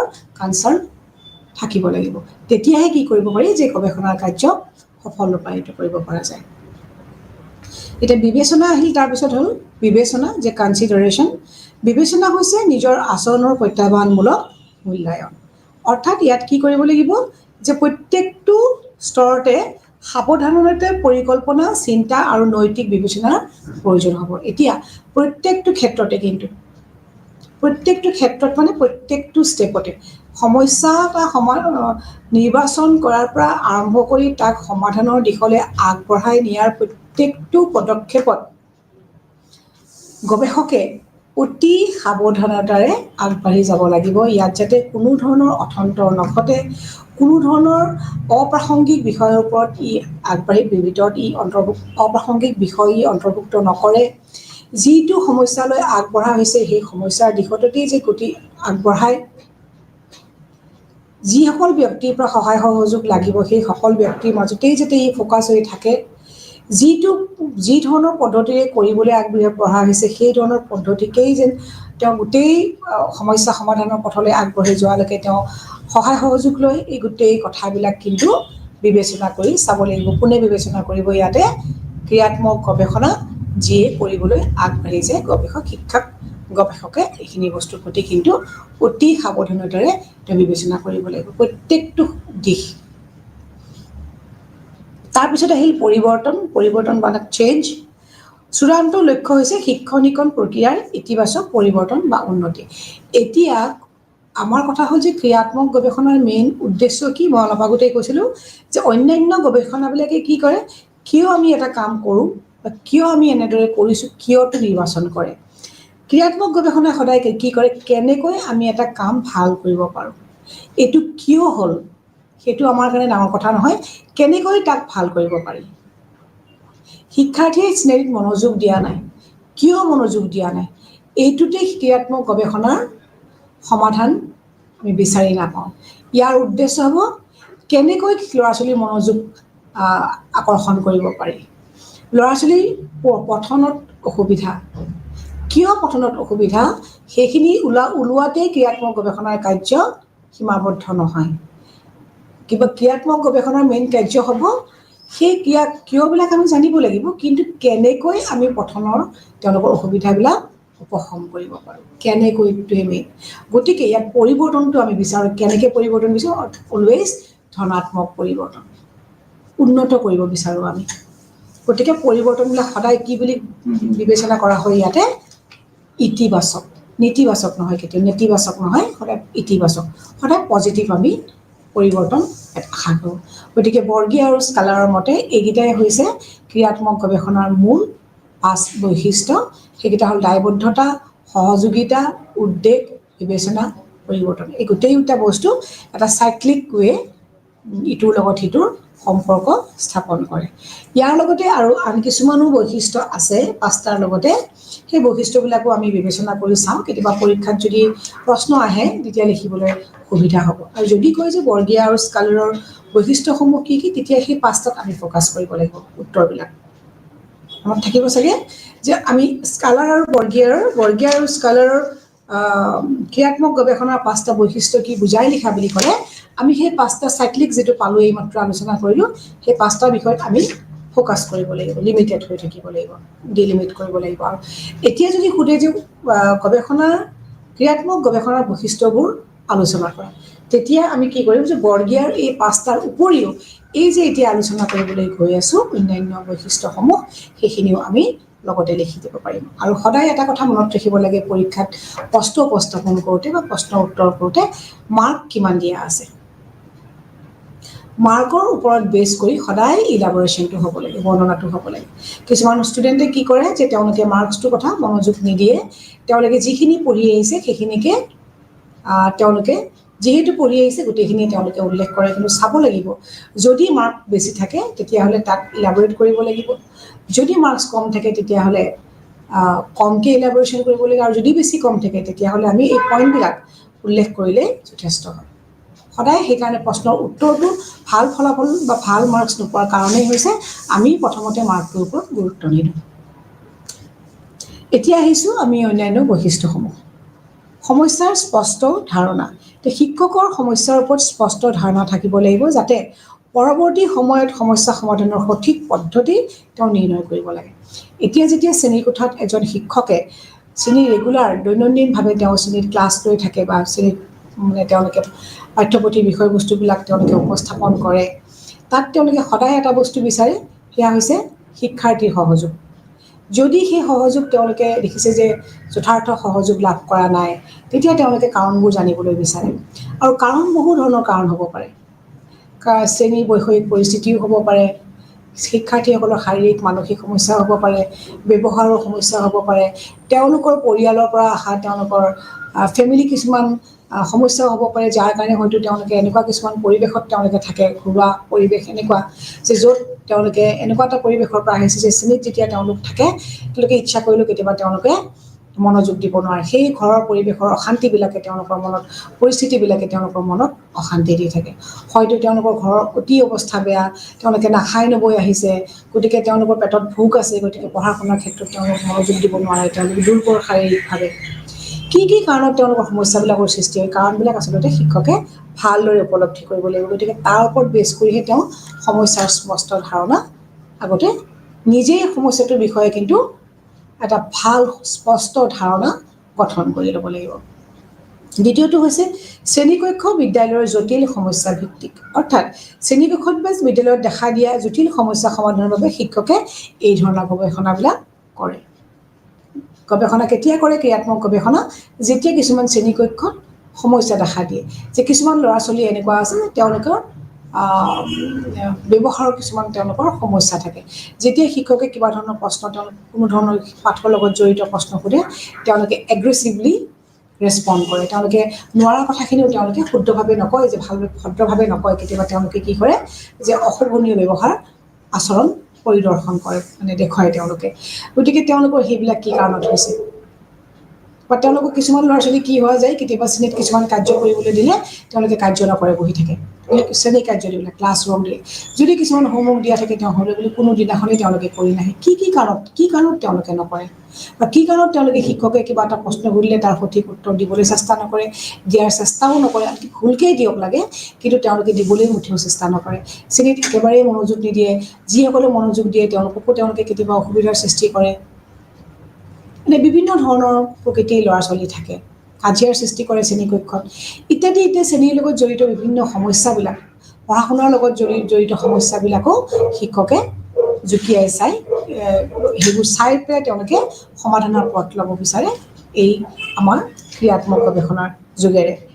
ইয়াৰ পিছতে আহিলে ইয়াৰ অন্য এটা বৈশিষ্ট্য হ'ল কি, ই নমনীয়। নমনীয় মানে কি, যেতিয়া এটা বিষয় কৰি থকা যায়, যেতিয়া শিক্ষকে প্ৰতিপুষ্টি বা নিৰীক্ষণৰ ভিত্তিত গৱেষণা পৰিকল্পনাবিলাক তেওঁলোকে কৰে, খুব প্ৰতিপুষ্টি লাভ কৰে শিক্ষাৰ্থীৰ পৰা বা সহযোগী শিক্ষকসকলৰ পৰা।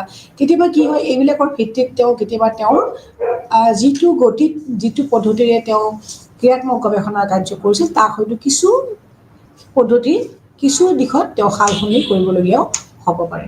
ই পৰিস্থিতি আৰু কাৰকৰ ওপৰত নিৰ্ভৰ কৰে, যাৰ দ্বাৰা ইয়াক কিছু ক্ষেত্ৰত পৰিৱৰ্তনো কৰিব পাৰি। সেইকাৰণে আমি ক্ৰিয়াত্মক গৱেষণাক নমনীয় বুলিও কওঁ। যে প্ৰতিপুষ্টি আৰু নিৰীক্ষণৰ ভিত্তিত গৱেষণাৰ পৰিকল্পনাবিলাক আমি কিছু পৰিমাণে সাল সলনি কৰি ল'ব পাৰোঁ, সেইকাৰণে ইয়াক নমনীয় বুলি কোৱা হয়। আন এক হ'ল কি ই সক্ৰিয় প্ৰক্ৰিয়া। সক্ৰিয় বুলি কিয় কোৱা হয়? যে ইয়াক এক সক্ৰিয় পৰিকল্পনা ই অনুকৰণ কৰে। যেনেকৈ কি প্ৰথমতে পৰিকল্পনা কৰে, তাক কাৰ্যকৰণ কৰে, কাৰ্যকৰণ কৰি থকাৰ সময়তে নিৰীক্ষণ কৰে, নিৰীক্ষণৰ পিছত আকৌ তাৰ প্ৰতিফলনটো কি হ'ল সেইটো চায়, প্ৰতিফলন চোৱাৰ পিছত দেখিলে যে এইখিনি ভুল হৈছে, এইখিনি ইয়াক মডিফিকেশ্যন কৰাৰ ৰেক্টিফিকেশ্যন কৰাৰ স্ক'প আছে, গতিকে তাক আকৌ কি কৰে পুনঃ পৰিকল্পনা কৰে। গতিকে এটা চাইকেল এটা চাইক্লিক ফৰ্মত সক্ৰিয়ভাৱে ইয়াৰ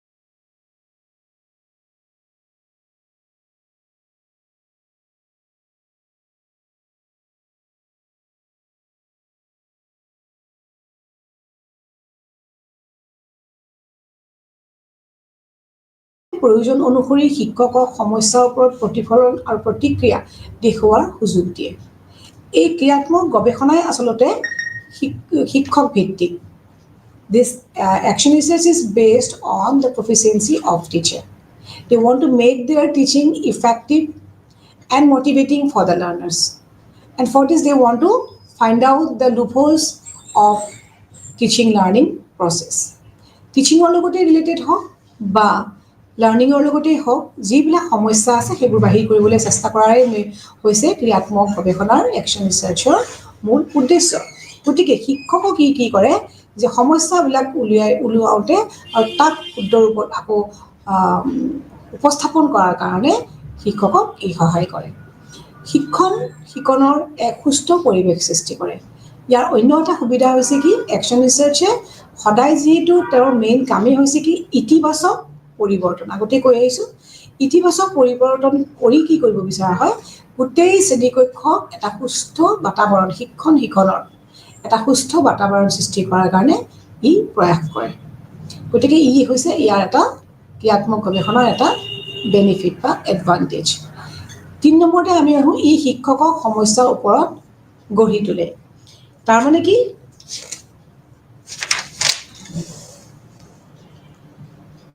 শিক্ষকে কি কৰে যে এটা নিৰ্দিষ্ট সমস্যাৰ ওপৰত অধ্যয়ন বা বিশ্লেষণ কৰিবৰ কাৰণে সহায় কৰে শিক্ষকে কেৱল গতানুগতিকভাৱে এক মনোটনাছ হৈ যে শ্ৰেণীলৈ আহিলে তেওঁ এটেণ্ডেন্স ল'লে তাৰপাছত পাঠটো যে আজি আমি এইটো পাঠ পঢ়াম ব্লেকবোৰ্ডখন সহায় ল'লে বা পাঠটো পঢ়ি গ'ল বুজাই গ'ল এটা মনোটনাছ ব্ৰেক কৰি সমস্যাবিলাক যে এই পঠনৰ কাৰ্যৰ মাজত বা শিক্ষণৰ কাৰ্যৰ মাজত বা লিখনৰ কাৰ্যৰ মাজত কি সমস্যা বা মূল্যায়নৰ ক্ষেত্ৰত কি ধৰণৰ সমস্যা হ'ব পাৰে কাৰিকুলাম খনৰ ক্ষেত্ৰত বা পাঠ্যপুথিৰ ক্ষেত্ৰত কিবা সমস্যা আছে নেকি এইবিলাক জুকিয়াই চাবৰ কাৰণে ভিতৰত মানে ইনডেপথ ষ্টাডি কৰাৰ কাৰণে শিক্ষকক সুযোগ দিয়ে গতিকে তেওঁলোকে শিক্ষকে সমস্যাৰ ওপৰত গঢ়িত অধ্যয়ন কৰি তেওঁলোকে কি কৰে যে অধ্যয়ন আৰু বিশ্লেষণ কৰিবলৈ সুযোগ আগবঢ়ায় ইয়াৰ পিছত আমি ইয়াক পালোঁ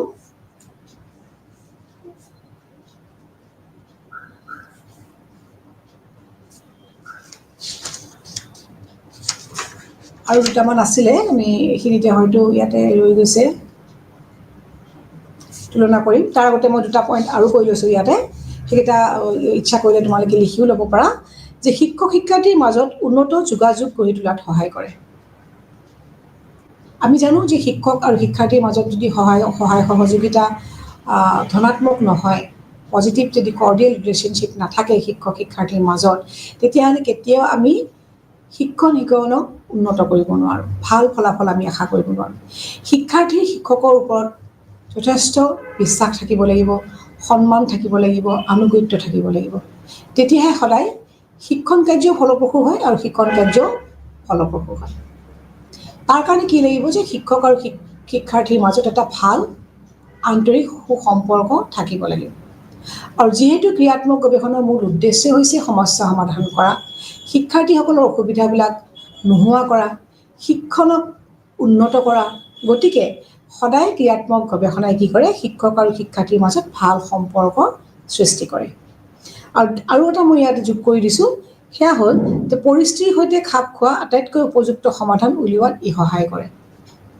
পৰিস্থিতি সাপেক্ষ সমাধান যেনেকৈ এজন শিক্ষকে শ্ৰেণীত পঢ়াই থাকোঁতে দেখিলে যে কেইজনমান ল'ৰা ছোৱালী শ্ৰেণীত কথা পাতি থাকে সদায় যেতিয়া তেওঁ ক্লাছত পঢ়া শুনা বুজাবলৈ চেষ্টা কৰে এটা শ্ৰেণী সুন্দৰকৈ ক্লাছটো তেওঁ ৰেডি কৰি লৈ আহে লেচন প্লেন লৈ আহে টিচিং এইড লৈ আহে ব্লেকবোৰ্ড ইউজ কৰে তথাপি তেওঁ দেখা পায় যে দুজনমান ল'ৰা ছোৱালী বা কেইজনমান ল'ৰা ছোৱালী কেতিয়াও ক্লাছত তেওঁ ইণ্টাৰেষ্ট নাপায় এতিয়া তেওঁৰ প্ৰথম কাম হ'ব কি সেই ল'ৰা ছোৱালীখিনি কিয় ইণ্টাৰেষ্ট পোৱা নাই তাৰ কাৰণটো উদ্ঘাটন কৰা আৰু কাৰণটো উদ্ঘাটন কৰি তাক কেনেকৈ সমাধানৰ পথলৈ আগবঢ়াই নিব পাৰি কেনেকৈ তেওঁলোকক ক্লাছৰ প্ৰতি মনোনিৱেশ কৰাব পাৰি কেনেকৈ তেওঁলোকক উৎসুক কৰিব পাৰি ক্লাছ বিষয়টো বস্তুটোৰ উপৰি কেনেদৰে তেওঁলোকৰ মনোযোগ ধৰি ৰাখিব পাৰি ইত্যাদি কথাবিলাক শিক্ষকে চাব লাগিব আৰু ইয়াৰ কাৰণে কি হৈছে যে পৰিস্থিতিৰ সৈতে খাপ খোৱাকৈ যিটো সমস্যা দেখা পাইছে যে পৰিস্থিতিত দেখা পাইছে যে ষ্টুডেণ্টে মনোযোগ দিয়া নাই সেই পৰিস্থিতিত সৃষ্টি হোৱা যিবোৰ সমস্যা তাক উদ্ঘাটন কৰি সমাধান কৰাটোৱেই হৈছে যে ক্ৰিয়াত্মক গৱেষণাৰ এটা মূল উদ্দেশ্য গতিকে সেইকাৰণে ইয়াক এটা সুবিধা বুলিও ধৰি লোৱা হয় যে শ্ৰেণীকক্ষত সৃষ্টি হোৱা বিভিন্ন সমস্যাবিলাক বা পৰিস্থিতিবিলাক সুন্দৰভাৱে উপশম কৰাৰ কাৰণে শিক্ষকে পথ নিৰ্ণয় কৰি ল'ব পাৰে গতিকে ইয়াৰ লগতে সেইকেইটাও মই যোগ কৰি দিছোঁ এতিয়া আমি আগবাঢ়ো গতানুগতিক আৰু ক্ৰিয়াত্মক গৱেষণাৰ মাজত এটা তুলনা কৰি চাওঁ দেই comparison between conventional and action research conventional research কোনবিলাক যিবিলাক ক'লোঁ আমি বেচিক ৰিচাৰ্চ এপ্লাইড ৰিচাৰ্চ এইবিলাক হৈছে কনভেনশ্যনেল আৰু একশ্যন ৰিচাৰ্চ হৈছে কি যিটো আমি সাধাৰণতে শিক্ষকসকলে বা প্ৰশাসকসকলে তেওঁলোকে তাৎক্ষণিক ফলাফল লাভ কৰাৰ কাৰণে কোনো এটা সমস্যাৰ তাৎক্ষণিক ফলাফল লাভ কৰাৰ কাৰণে তেওঁলোকে এই ধৰণৰ গৱেষণাৰ সহায় কৰে এতিয়া দুটাৰ মাজত আমি তুলনা কৰি চাওঁ তুলনা কৰি চালে আমি কি পাম যে কম্পেৰিজনটোত এনেকৈ আহিলে বুজাৰ সহজ হোৱাৰ কাৰণে মই WHT আৰম্ভ কৰিছোঁ যে হু ৱেৰ আৰু ৱাই এতিয়া তুলনা যেতিয়া কৰিম কম্পেৰিজন কৰিছোঁ তেতিয়া তাত আমি দেখা পাইছোঁ যে পৰম্পৰাগত গৱেষণা কি হু গৱেষণা কৰিব বিচৰা যিকোনো ব্যক্তি কোনে কৰিব পাৰে পৰম্পৰাগত গৱেষণা যিয়ে গৱেষণা কৰিব বিচাৰে এপ্লাইড বা বেচিক ৰিচাৰ্চ কৰিব বিচাৰে তেওঁলোকে কৰিব পাৰে ক'ত কৰিব যিকোনো গৱেষণামূলক পৰিৱেশত তেওঁলোকে কৰিব পাৰে গৱেষণামূলক পৰিৱেশত তেওঁলোকে কৰিব পাৰে দেই এইটো কথা মনত ৰাখিব লাগিব কিয় কৰিব ৱাই বৃহৎ জনসংখ্যাৰ বাবে সাধাৰণীকৰণ কৰিব পৰা সিদ্ধান্তৰ প্ৰতিবেদন প্ৰস্তুত আৰু প্ৰকাশ কৰা তেওঁলোকৰ মূল উদ্দেশ্য হৈছে কি জেনেৰেলাইজ কৰিব পাৰে এইখিনি কথা মনত ৰাখিব লাগিব এই জেনেৰেলাইজ ৱৰ্ডটো অ'কে দ্বিতীয়তে ক্ৰিয়াত্মক গৱেষণা আকৌ কি কোনে কৰিব বিদ্যালয়ৰ শিক্ষকে কৰিব পাৰে প্ৰশাসকে কৰিব পাৰে অনুশীলনকাৰীয়ে কৰিব পাৰে বা পাঠ্যপুথি প্ৰণেতাসকলে কৰিব পাৰে প্ৰস্তুত কৰোঁতাসকলে কৰিব পাৰে যিকোনো মানুহে এনেকুৱা ব্যক্তিয়ে কৰিব পাৰে কিন্তু পৰম্পৰাগত গৱেষণা কিন্তু সকলো ধৰণৰ ব্যক্তিয়ে কৰিব পাৰে লে পাৰ্চন এজনে কৰিব পাৰে যদি তেওঁ গৱেষণা কৰাৰ তেওঁৰ ইচ্ছা আছে কৰাৰ তেওঁৰ সামৰ্থ্য আছে তেতিয়াহ'লে তেওঁ কৰিব পাৰে যিকোনো মানুহে কৰিব পাৰে ক'ত কৰিব এতিয়া ইয়াত শ্ৰেণীকক্ষ আৰু বিদ্যালয়ত সাধাৰণতে কৰে তেওঁলোকে এপ্লাই শ্ৰেণীকক্ষ বা বিদ্যালয়খনৰ পৰিৱেশৰ মাজতে সীমাবদ্ধ হৈ থাকে ক্ৰিয়াত্মক গৱেষণা কিয় কৰিব তাৎক্ষণিক ব্যৱস্থা গ্ৰহণ কৰা আৰু যিটো পৰিৱেশত ইয়াক কাৰ্যকৰণ কৰা হৈছিল তাত ইতিবাচক শৈক্ষিক পৰিৱৰ্তন অনা ক'ত কৰা হৈছিল শ্ৰেণীকক্ষ বা বিদ্যালয়ত গতিকে তাৰ পৰিৱৰ্তন ইতিবাচক পৰিৱৰ্তন অনাৰ কাৰণে ইয়াক তাৎক্ষণিকভাৱে যিটো ব্যৱস্থা আমি লাভ কৰোঁ কৰিবৰ কাৰণে আমি ক্ৰিয়াত্মক গৱেষণাৰ সহায় লওঁ গতিকে দুটাৰ মাজত পাৰ্থক্যটো কি দেখা পালোঁ এটা হৈছে যিকোনোৱে কৰিব পাৰে ইয়াত কিন্তু শিক্ষক প্ৰশাসক অনুশীলনকাৰী বা পাঠ্যক্ৰম প্ৰস্তুত কৰোঁতাসকলে কৰিব পাৰে ক'ত কৰিব পৰম্পৰাগত গৱেষণা যিকোনো গৱেষণামূলক পৰিৱেশত তেওঁলোকে কৰিব পাৰে ক্ৰিয়াত্মক গৱেষণা সাধাৰণতে বিদ্যালয় বা শ্ৰেণীকক্ষত কৰা হয় কিয় কৰোঁ আমি পৰম্পৰাগত গৱেষণা এটা সমস্যাৰ বৃহৎ সংখ্যক জনসংখ্যাৰ ওপৰত সাধাৰণীকৰণ কৰাৰ জোখাৰে যাতে এটা ফলাফল লাভ কৰোঁ তাৰ কাৰণে কৰোঁ কিন্তু ক্ৰিয়াত্মক গৱেষণা হৈছে কি আমি তাৎক্ষণিকভাৱে কোনো এটা নিৰ্দিষ্ট সমস্যা এটা নিৰ্দিষ্ট শ্ৰেণীৰ কাৰণে প্ৰয়োগ কৰিব পৰা বাবে ইতিবাচক পৰিৱৰ্তন অনাৰ কাৰণে আমি ক্ৰিয়াত্মক গৱেষণা কৰোঁ আশা ৰাখিছোঁ যে নিশ্চয় বুজি পাইছা সকলোৱে যে পৰম্পৰাগত গৱেষণা আৰু ক্ৰিয়াত্মক গৱেষণা পাৰ্থক্য কি comparison between conventional and action research ইয়াক আৰু অধিক বুজিবৰ কাৰণে আমি অলপ দূৰ আগবাঢ়ি যাওঁ সেয়া হৈছে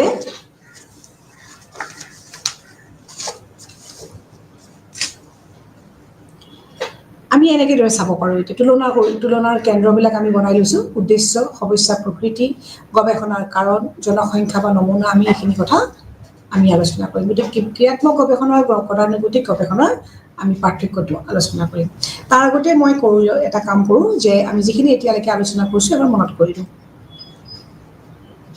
আজি আমি আৰম্ভ কৰিলোঁ ক্ৰিয়াত্মক গৱেষণা একশ্যন ৰিচাৰ্চ এইটো আমাৰ ইউনিট 11 9 আৰু 10 ইতিমধ্যে আমি সম্পূৰ্ণ কৰিলোঁ আৰু 9 যিটো ইউনিট আমি পঢ়িছিলোঁ তাত আমি ক্ৰিয়াত্মক গৱেষণাৰ প্ৰকাৰবিলাক পাইছিলোঁ আৰু প্ৰকাৰ পাওঁতে তাত আমি কিছু কথা কিন্তু আলোচনা কৰি আহিছিলোঁ ক্ৰিয়াত্মক গৱেষণা কি আমি অকণমান বহলভাৱে আলোচনা কৰিম গতিকে ক্ৰিয়াত্মক গৱেষণা হ'ল কি যে ক্ৰিয়াত্মক গৱেষণা হ'ল শৈক্ষিক অনুশীলনৰ বিকাশৰ বাবে প্ৰয়োগ কৰা এক পদ্ধতি শিক্ষাগত উন্নয়নৰ ক্ষেত্ৰত ব্যৱহাৰ কৰা এক প্ৰকৃতি ইয়াক কোনে সৃষ্টি কৰিছিলে কোনে আৰম্ভ কৰিছিলে কোনে পৰিচয় কৰাই দিছিলে কেতিয়া পৰিচয় কৰাই দিছিলে ক'ত পৰিচয় কৰাইছিলে প্ৰশ্ন যদি কেতিয়াবা পৰীক্ষাত আহে তেতিয়া আমি উত্তৰ লিখিম যে ইয়াত কাৰ্ট লেউইন নামৰ এগৰাকী শিক্ষাবিদে তেওঁ এজন সমাজ মনোবিজ্ঞানী হয় আৰু তেওঁ কি কৰা হৈছিলে ছ'চিয়েল সাইকলজিষ্ট তেওঁ তেওঁ 1940 চনত 1940 তেওঁ যেতিয়া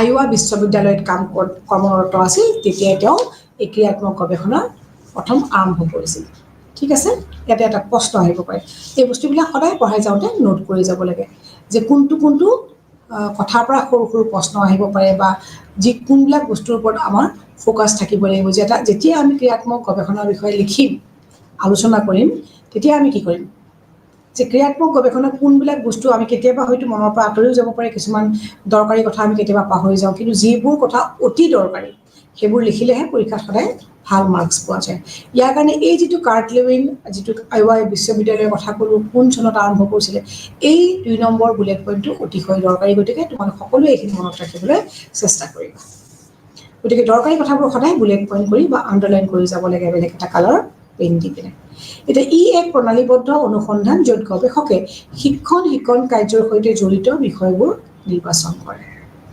ঠিক আছে কোনবোৰ কথা নিৰ্বাচন কৰে যিবিলাক সদায় শিক্ষণ টিচিং আৰু লাৰ্ণিং শিক্ষণ কাৰ্যৰ লগত জড়িত হৈ থাকে মুঠতে ক্লাছৰুমৰ ভিতৰত এটা শ্ৰেণীকক্ষৰ ভিতৰত শিক্ষক আৰু শিক্ষাৰ্থীৰ পাৰস্পৰিক সম্বন্ধ মানে সংস্পৰ্শৰ মাজত যেতিয়া তেওঁলোকে ভাৱ বিনিময় কৰিব পাৰস্পৰিক আন্তঃক্ৰিয়াৰ সময়ছোৱাত যি ধৰণৰ কথা আহিব পাৰে তোমালোকে যেতিয়া শ্ৰেণীকক্ষত পঢ়া অকল স্কুলত বুলিয়ে মই কোৱা নাই কলেজ লেভেলতো হ'ব পাৰে বা টেকনিকেল ইনষ্টিটিউচনতো হ'ব পাৰে প্ৰফেচনেল ইনষ্টিটিউচনবিলাকতো হ'ব পাৰে শ্ৰেণীকক্ষৰ এনভাইৰনমেণ্টত শিক্ষক আৰু শিক্ষাৰ্থীৰ মাজত সংগঠিত যিকোনো ধৰণৰ কথাই বা কাৰকেই হ'ব পাৰে ক্ৰিয়াত্মক গৱেষণাৰ বিষয়বস্তু আৰু এই বিষয়বস্তুৰ মূল উদ্দেশ্য হ'ব কি সদায় সমস্যা ভিত্তিক কোনো বিশেষ সমস্যাক গুৰুত্ব দি পেলাই ওপৰ প্ৰায়ৰিটি দি প্ৰাধান্য দি পেলাইহে কি কৰা হয় যে আমি গৱেষণাৰ বিষয়বস্তু নিৰ্বাচন কৰোঁ এই যে গৱেষণাৰ বিষয়বস্তু নিৰ্বাচন কৰিলোঁ তাৰ মূল উদ্দেশ্য হ'ব সদায় এটা সেইটো হৈছে কি কেনেকৈ সেই সমস্যাটো সমাধান কৰোঁ সমস্যাটো নিৰ্বাচন কৰাই কিন্তু ক্ৰিয়াত্মক গৱেষণাৰ মূল উদ্দেশ্য নহয় সমস্যাটো কিদৰে সমাধান কৰিব পাৰি সেয়াও কিন্তু ক্ৰিয়াত্মক গৱেষণাৰ অতি প্ৰয়োজনীয় অংশ এতিয়া ই প্ৰাথমিকভাৱে শিক্ষক শিক্ষাৰ্থী শৈক্ষিক পৰিৱেশ পাঠ্যক্ৰম মূল্যায়ন পদ্ধতি আদি বিষয়বোৰৰ সৈতে জড়িত হৈ থাকে এইবিলাক হৈছে ইয়াৰ বিষয়বস্তু গতিকে এই শিক্ষণ প্ৰক্ৰিয়াৰ সৈতে জড়িত সমস্যাবোৰ সমাধানৰ পথ নিৰূপণ কৰে এই শিক্ষকৰ ব্যক্তিগত কাৰ্যকলাপ আৰু দক্ষতাৰ ওপৰত বিশ্লেষণৰ পৰ্যবেক্ষণ কৰাত সহায় কৰে গতিকে আমি আজি এইখিনিলৈকে আলোচনা কৰিলোঁ একেদিনাখনে বহুতখিনি বস্তু নাযাওঁ কাৰণ মনত ৰখাৰ অসুবিধা হয় গতিকে ইয়াৰ তুলনাখিনি যে কনভেনশ্যনেল আৰু যিটো একশ্যন ৰিচাৰ্চৰ কম্পেৰিজনটো আমি পিছৰ আমাৰ ক্লাছত আমি শিকিম এতিয়া এইখিনিতে আজি ক্লাছটো সামৰিছোঁ থেংক ইউ